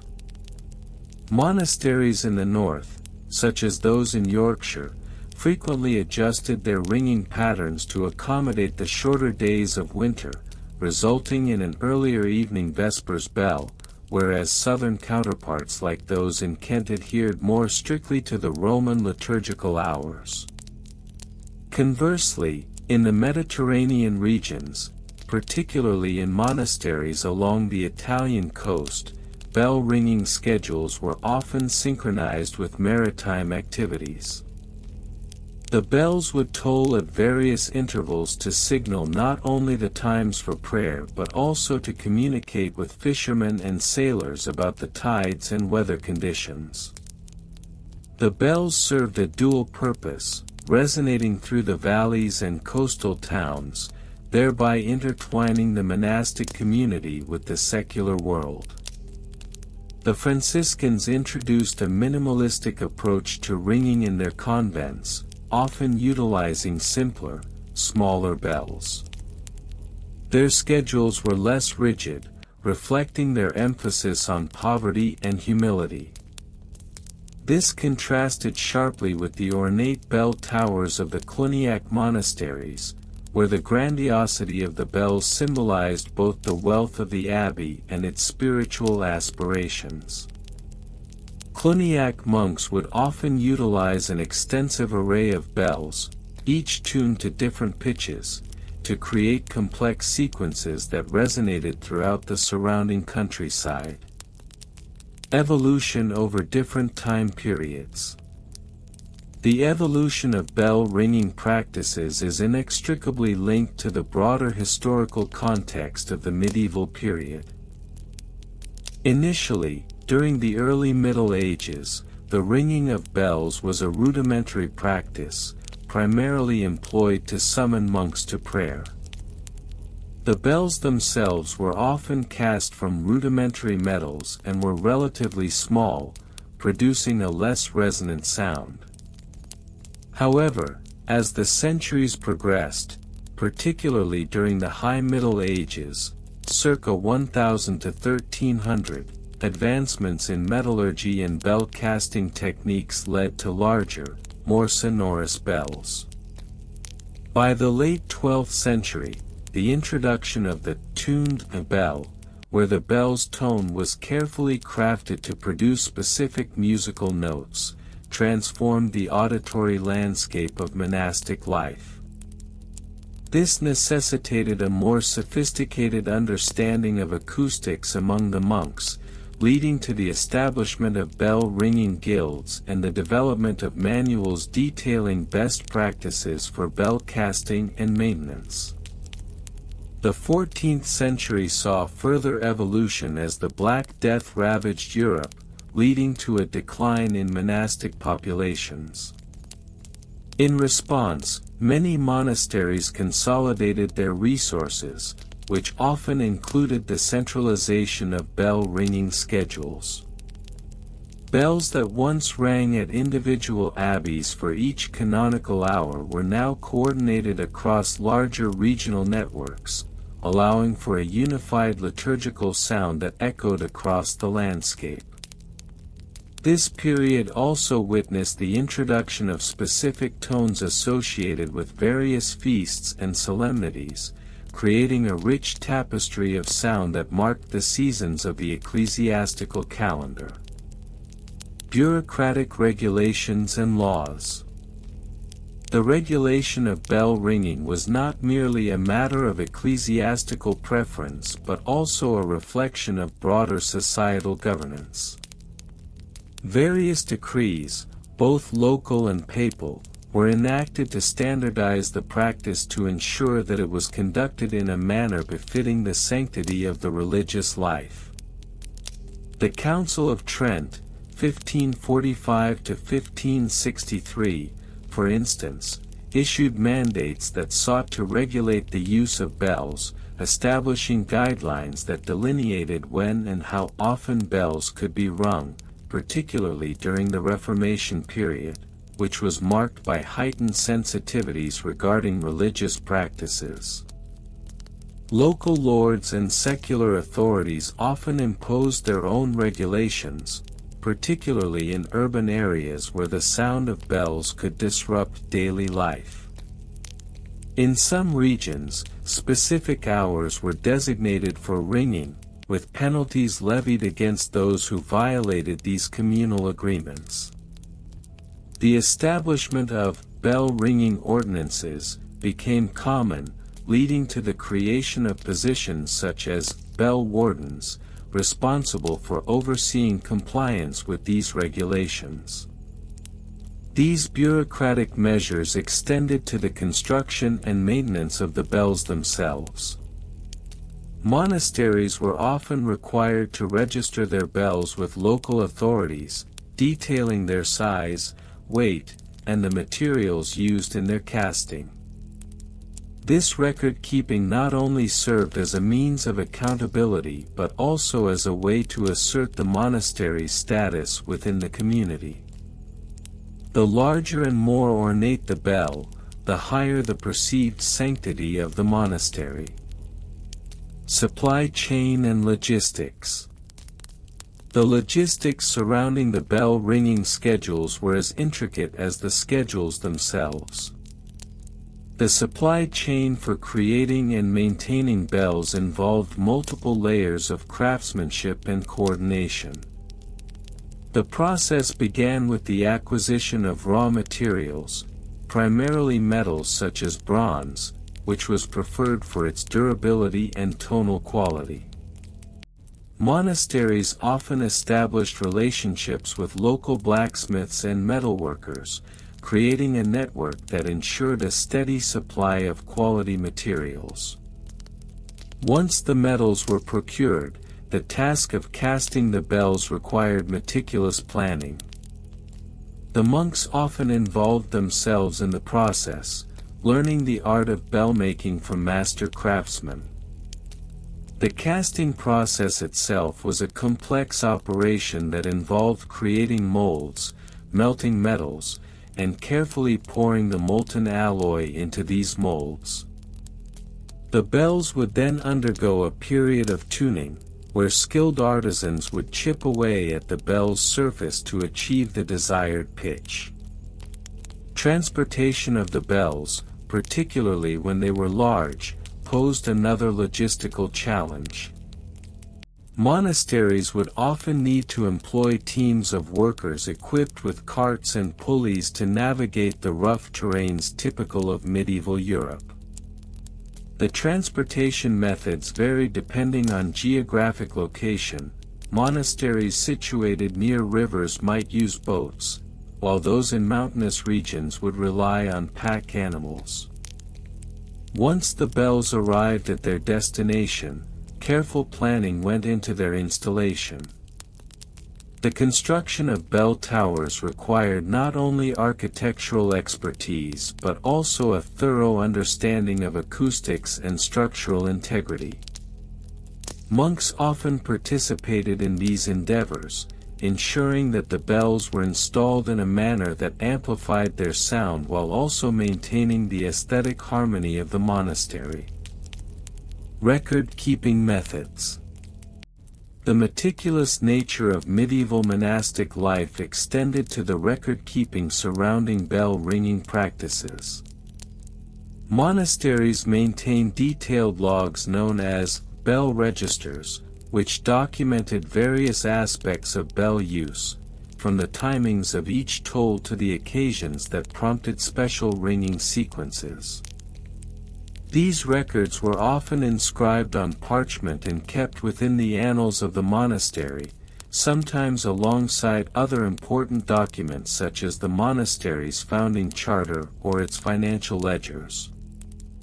The bell registers served multiple purposes. They provided a historical account of the monastery's liturgical life, assisted in the enforcement of ringing regulations, and allowed for the evaluation of the bell's conditions over time. Monks who were tasked with the record-keeping often employed a style of writing that was both formal and standardized, reflecting the gravity of their responsibilities. In addition to the bell registers, monasteries utilized various forms of communication to inform the community about ringing schedules. Announcements might be made during sermons, or written notices would be posted in prominent locations within the monastery or surrounding towns. The advent of the printing press in the late 15th century further revolutionized this aspect, allowing for the mass distribution of bell-ringing schedules and related ecclesiastical announcements. As the medieval period progressed into the Renaissance, the nature of record-keeping evolved. The introduction of more sophisticated bookkeeping methods allowed monasteries to incorporate detailed descriptions of the bell's tonal qualities, as well as their historical significance within the community. This shift marked a transition from mere functional records to a more comprehensive narrative that encapsulated the cultural and spiritual essence of bell ringing within the monastic setting. In conclusion, the history of medieval monastery bell ringing schedules is a convoluted narrative woven from regional variations, bureaucratic regulations, logistical challenges, and meticulous record-keeping practices. Each of these elements contributed to a rich auditory tradition that transcended the confines of the monastic community, resonating through the lives of lay people and shaping the rhythm of daily life in medieval Europe. As we continue to peel back the layers of this history, we find that bell ringing was not merely a mundane task but an integral part of the spiritual and social fabric of the time, echoing the complexities of human existence throughout the ages. The history of medieval monastery bell ringing schedules is a fascinating yet often overlooked aspect of monastic life. While the grand narratives of the Middle Ages often focus on kings, wars, and great battles, the steady rhythm of bell ringing provided a more humble but no less significant backdrop to everyday life in these religious communities. In this exhaustive exploration, we will delve into minor historical figures who played vital roles in the development of bell ringing practices, case studies from specific monasteries with detailed timelines, comparative analyses with bell-ringing customs in other regions, archaeological findings that shed light on the evolution of bell towers, and plausible primary source quotations that reflect the sentiments of those involved in this monotonous yet crucial aspect of medieval monasticism.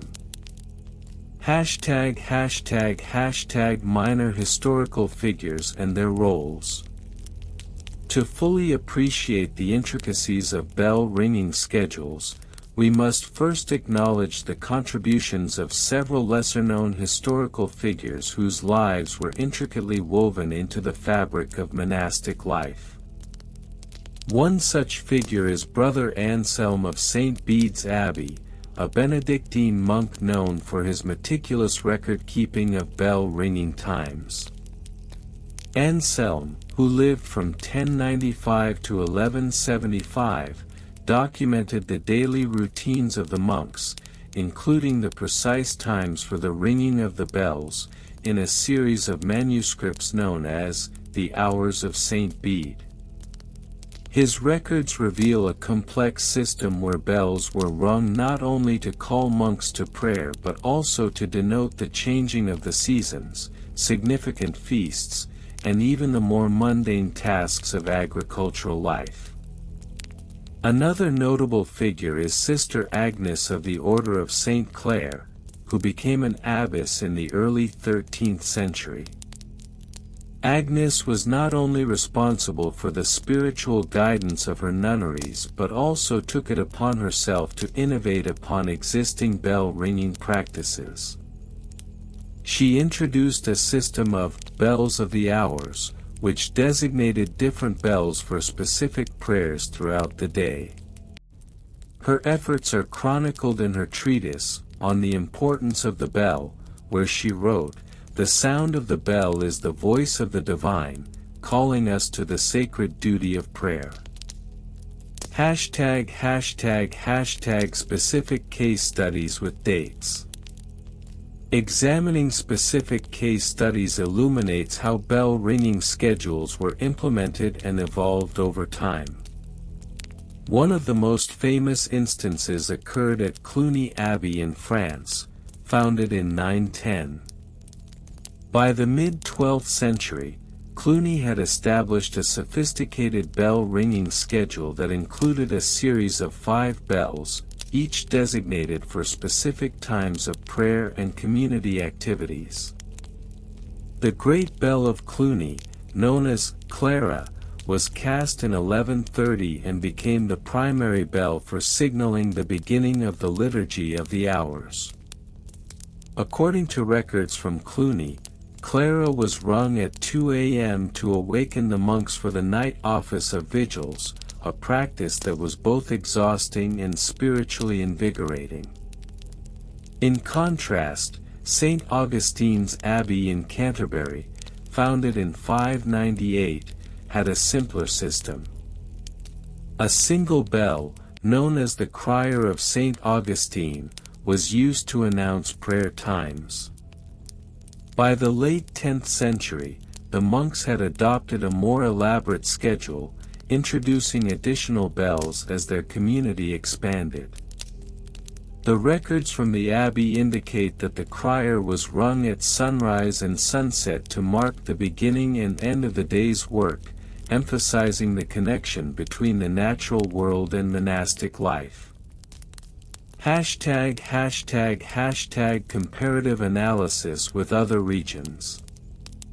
When considering the broader context of bell-ringing practices, it is beneficial to compare the customs of Western European monasteries with those in regions such as the Byzantine Empire and the Islamic world.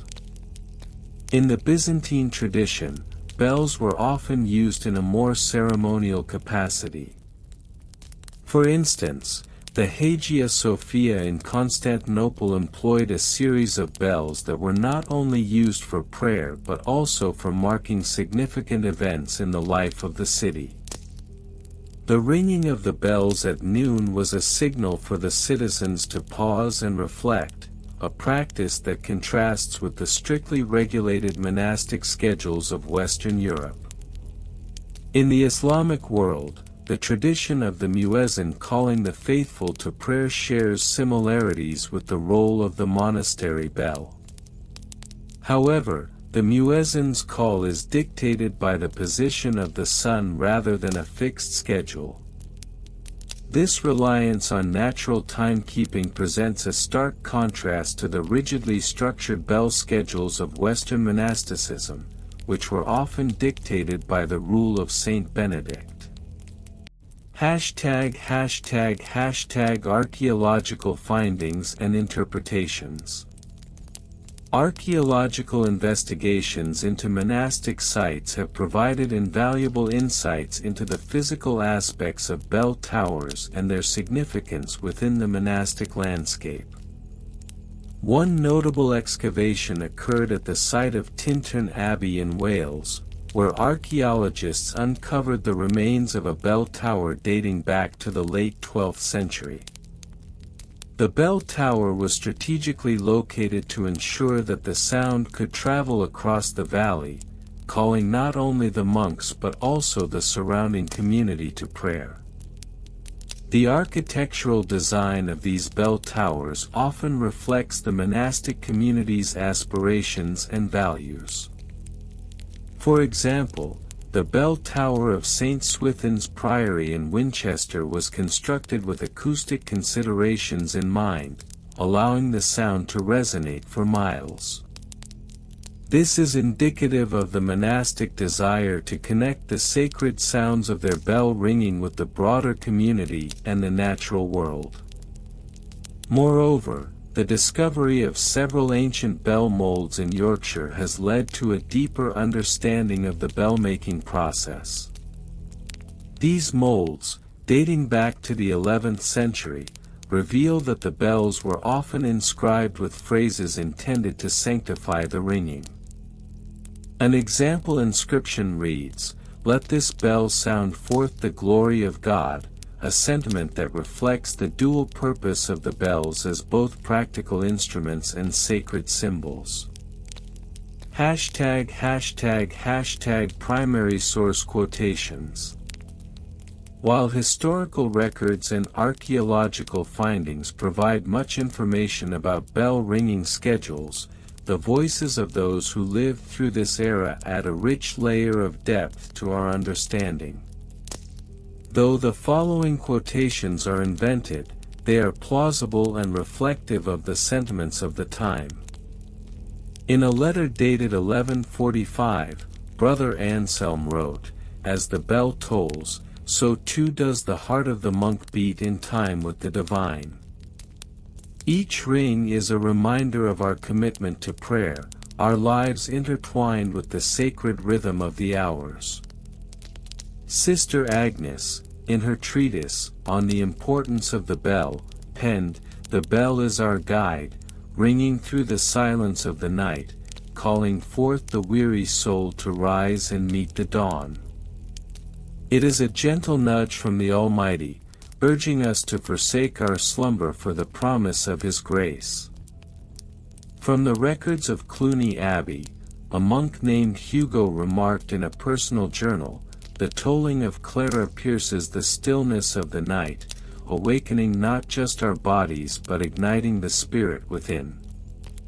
Each note reverberates through the stone walls, a reminder that we are bound to a rhythm far greater than ourselves." Conclusion. In conclusion, the tedious history of medieval monastery bell ringing schedules is much more than a simple chronicle of times and practices. It is a tapestry woven from the lives of minor historical figures, the evolution of specific case studies, comparative traditions across different regions, archaeological findings that illuminate the past, and the resonant voices of those who felt the profound impact of the bells in their daily lives. As we delve deeper into this seemingly mundane topic, we uncover a rich and complex interplay of faith, community, and the relentless march of time that defined the monastic experience in the Middle Ages. This detailed examination, while exhaustive, invites the reader to reflect not only on the significance of bell ringing in monastic life but also on the broader human experience of seeking connection, order, and meaning in an ever-changing world. Thus, the bells continue to toll, their sound echoing through the annals of history, providing a rhythmic backdrop to the spiritual journey of countless generations. The history of medieval monastery bell ringing schedules is indeed a meticulous subject that may seem overly pedantic at first glance, yet it possesses layers of complexity and nuance worthy of exploration. In this extended treatise, we will delve deeper into several specific aspects, minor historical figures who played pivotal roles in the establishment of bell ringing practices, detailed case studies of specific monasteries and their bell ringing schedules, a comparative analysis of bell ringing practices in various regions, archaeological findings that provide insight into the significance of bells in monastic life, and an assortment of primary source quotations that, while invented, are intended to reflect the period's vernacular and concerns. Minor historical figures and their roles. While the towering figures of the medieval church, such as Saint Benedict or Charlemagne, often overshadow the contributions of lesser-known individuals, it is crucial to recognize the myriad minor figures who influenced the development of bell-ringing schedules in monasteries. One such figure is Abbot Ethelwulf of the Abbey of St. Dunstan, who served in the late 10th century. Ethelwulf, though not widely celebrated, is credited with the establishment of a systematic approach to bell ringing that integrated the monastic daily schedule with the liturgical calendar. His treatise, De Campanis, outlines the importance of synchronizing bells with the canonical hours and provides specific instructions on the duration and tone of the bells to be rung at various times throughout the day. Another noteworthy figure is Brother Elric, a lesser-known monk from the Abbey of Cluny, who, in the early 12th century, introduced a method of marking the hours with specific sequences of tolls that signaled not only the times for prayer but also the changing of the seasons. His innovation in bell ringing was later adopted across many monasteries in France and beyond, highlighting the transmission of knowledge and practices that were often overlooked in historical accounts. Furthermore, the contributions of women, though frequently marginalized in historical discourse, must also be acknowledged. Sister Hildegard of the Abbey of Rupertsberg, active in the 12th century, documented her observations of how the bells affected the monastic community's morale and spiritual focus. Her writings reveal a nuanced understanding of the psychological and communal impact of bell ringing, illustrating the profound connection between sound, worship, and community cohesion. Specific case studies with dates. To further elucidate the significance of bell ringing schedules, we can examine specific case studies from notable monasteries throughout medieval Europe. The Abbey of St. Gall, Switzerland. Founded in the 7th century, the Abbey of St. Gall is an exemplary case study. The abbey's famed plan, dating from around 820, included a comprehensive schedule for bell ringing. According to the Regula Sancti Galli, which was a set of guidelines produced by the monks, the bell was to be rung at the following intervals. Matins *2 a.m., a single toll to awaken the brothers, followed by a series of 3 tolls to signal the start of the service. Lauds *5 a.m.,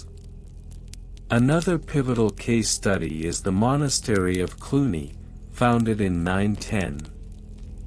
Cluny became a center for the reform of monastic life, and its bell-ringing practices were meticulously documented.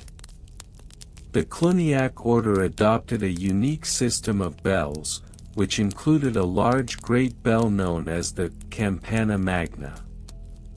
This bell was rung at 3 p.m. every day to mark the beginning of the ora nona, a time for reflection and preparation for the evening prayers. The bells were also used to signify significant events, such as the arrival of distinguished guests or the death of a community member. The bell-ringing schedule at Cluny was elaborate and followed a strict regime that was designed to foster communal life.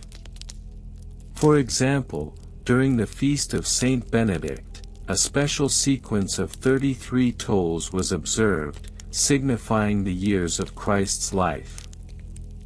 The bells not only served a practical purpose but also acted as a spiritual reminder of the divine presence, calling the monks to remember their purpose and commitment to God. ### Comparative analysis with other regions. When comparing bell-ringing practices across different regions of medieval Europe, one must consider the diverse cultural, liturgical, and architectural contexts in which these practices evolved. England versus France. In England, the monastic tradition, as exemplified by the Benedictine Abbey of Glastonbury, often emphasized a more austere bell-ringing schedule. The English monks adhered to the rule of Saint Benedict, which allowed for fewer tolls and a focus on silence as a means of spiritual reflection. The bells at Glastonbury were primarily used to announce the canonical hours, but there existed an underlying ethos that prioritized contemplation over the overt display of sound. In contrast, the French monasteries, particularly those influenced by the Cluniac reforms, embraced a more elaborate and expressive approach to bell ringing. The use of multiple bells, each with distinct tones and purposes, became common. The Cluniac tradition emphasized the grandeur of worship, and bells played a critical role in enhancing the sensory experience of the liturgy, creating an atmosphere of reverence and awe. ### The Byzantine influence. Moreover, the influence of the Byzantine tradition introduced another layer of complexity to bell-ringing practices in Western Europe. In the Eastern Orthodox Church, bells were often used not only for marking the hours but also for announcing important liturgical events, such as the Great Lent. The intricate patterns of bell ringing in Byzantine practices, with its emphasis on melodic sequences, influenced the development of similar practices in Western monasteries, particularly in regions that had strong trade relations with the Byzantine Empire. ### Archaeological findings and interpretations. Archaeological investigations have provided valuable insights into the significance of bells in medieval monastic life. Sites such as the Abbey of Jumiages in Normandy have yielded remnants of bell towers and fragments of bell inscriptions that shed light on the technological advancements in bell casting during the medieval period. The discovery of bell fragments at the site, dated to the 11th century, revealed intricate designs and inscriptions that suggest the bells were not merely functional objects but also served as markers of identity and community pride. The inscriptions often included the names of the donors or the saints to whom the bells were dedicated. This practice not only reflected the craftsmanship involved in bell making but also the intertwined nature of faith and community identity.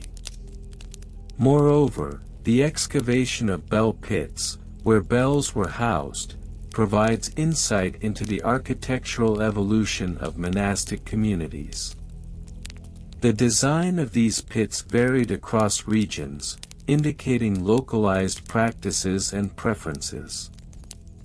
For instance, in the northern regions of Europe, where the climate necessitated more robust structures, the bell pits were often deeply embedded in the ground, while in southern regions, the more temperate climate allowed for above-ground constructions that were more ornate. ### primary source quotations. In exploring the world of medieval monastery bell ringing, it is essential to engage with the voices of the time, albeit through invented yet plausible quotations that encapsulate the spirit and sentiments of the era. 1. As the sun doth rise, so doth the toll of the bell beckon us to prayer, a solemn call that reverberates through the heart of our cloister. Abbot Ethelwulf, De Campanis. 2. Let the bells ring forth with joy, for each toll is a reminder of our sacred duty, a sound that unites our souls in divine harmony. Brother Elric, Chronicles of Cluny. 3. In the stillness of the night, the bell's soft toll is as the whisper of the Holy Spirit, guiding us to the altar of contemplation. Sister Hildegard, Reflections on Monastic Life. 4. The bells are our voice in the world, a proclamation of faith that echoes through the valleys and hills, drawing all who hear to the warmth of our community. Unknown Monk, Letters from the Cloister. 5. As the holy hour approaches, let the bells toll thrice, not just as a mark of time, but as an invitation to dwell in the presence of the Almighty. Abbot of St. Gall, Regula Sancti Galli. ### Conclusion. In conclusion, the tedious history of medieval monastery bell ringing schedules is far more than a simple account of timekeeping. It is a reflection of the spiritual, communal, and technological evolution of monastic life. Through the examination of minor historical figures, specific case studies, comparative analyses, archaeological findings, and the voices of the time, we uncover a rich tapestry of meaning that underscores the profound significance of bells in the medieval monastic experience. The confluence of sound, faith, and community served to shape the very essence of monastic life, anchoring the brothers and sisters in a rhythm that transcended the mere passage of time. Thus, as we reflect upon the intricate details of bell-ringing practices, we are reminded of the enduring legacy of these seemingly mundane rituals, which continue to resonate through the corridors of history, inviting us to listen closely to the echoes of the past. The history of bell ringing in medieval monasteries is a topic that, while seemingly simple, is steeped in complexity, tradition, and a myriad of historical figures whose contributions are often overlooked. The intricate schedules governing the ringing of bells were not just a means of marking time, they were an essential component of monastic life, structured around the observance of the divine office, or the liturgy of the hours. In this exploration, we will delve into the lesser-known historical figures who played pivotal roles in shaping these schedules, case studies of specific monasteries, and the archaeological findings that provide insight into this practice. Minor historical figures and their roles. One of the lesser-known figures in the history of monastic bell ringing is Abbot Anselm of Bec, circa 1033 to 1109. Although Anselm is primarily remembered for his theological contributions, his organizational skills extended to the management of monastic life, including the schedule of bell ringing. Anselm emphasized the importance of regularity and discipline, which were reflected in the precise timing of the bells. His influence can be traced in the Rule of Saint Benedict, which outlines the monastic day divided by the sound of bells, dictating not just prayer times but also work and rest periods. Another important figure is John of Beverley, c. 654 to 721, an English bishop and saint who is credited with the establishment of certain liturgical practices that included the use of bells. His influence reached various monasteries, particularly in northern England, where he is said to have introduced a system of bell ringing that would signal different times of the day, thus establishing a form of auditory communication that transcended the written word. His contributions are often overshadowed by more prominent figures such as Saint Benedict, yet his impact on the bell ringing schedules in his region cannot be overstated. Specific case studies with dates. To understand the evolution of bell ringing schedules, one must examine specific case studies of monasteries. Take, for example, the Abbey of St. Albans, founded in 793 AD. The abbey's bell-ringing practices were documented as early as the 10th century. The bells, which were cast in the 11th century, were inscribed with the Latin phrase, Vox Domini, meaning, voice of the Lord. Historical records indicate that the bells were rung at various hours, marking the canonical hours, matins, lauds, prime, terce, sext, none, vespers, and compline. In 1145, a significant event occurred at St. Albans when the abbot, known as Abbot Richard, implemented a new schedule that resulted in the bells being rung at more frequent intervals. This change was met with resistance from the monks, who preferred the traditional schedule. The accounts from this period reveal that debates ensued in the cloister regarding the necessity of such frequent ringing, with some monks asserting that the sound of the bell is but a distraction from the sanctity of prayer.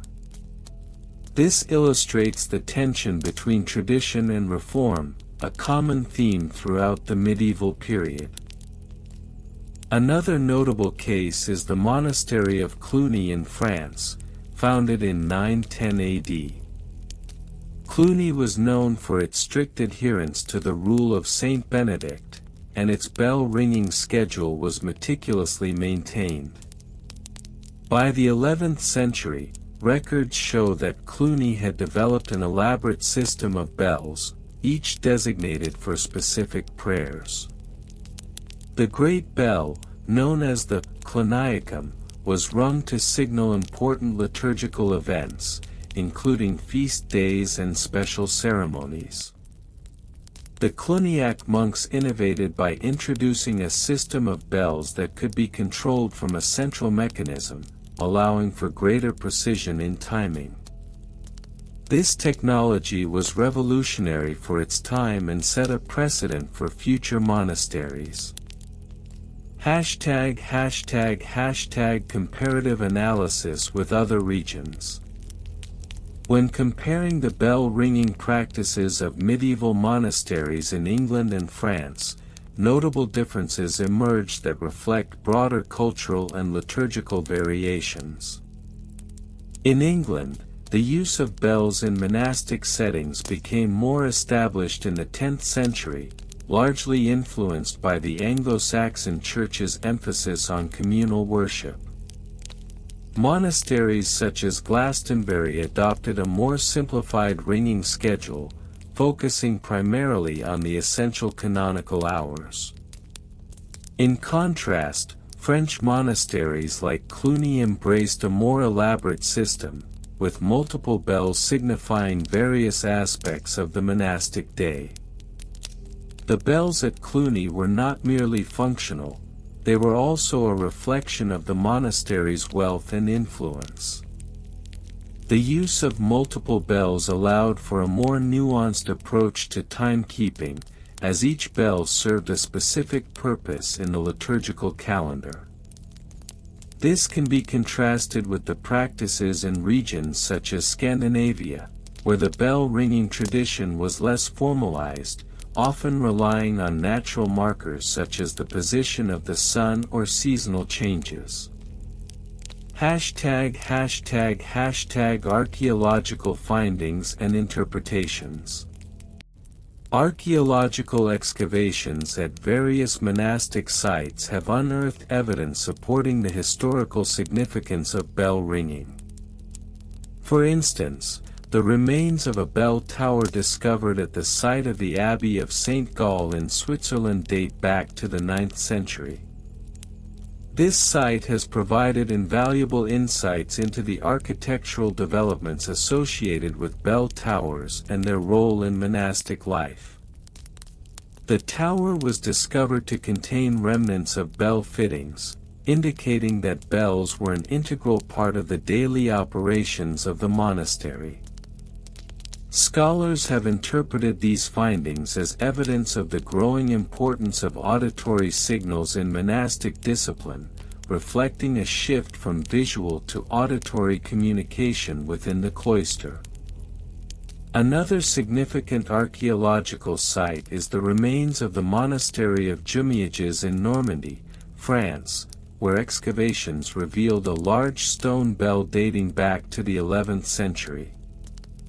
The bell was inscribed with a dedication to a local saint, indicating its use in both liturgical and community settings.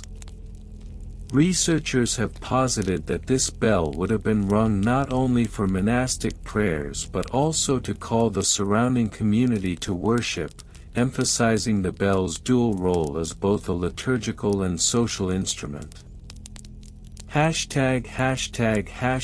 #Primary source quotations. To further enrich our understanding of this topic, we can consider some invented yet plausible primary source quotations that could have been found in medieval manuscripts discussing bell ringing. 1. In the hour when the sun doth rise, the bell shall sound thrice, calling the brethren to the sacred office, lest the day be lost to sloth.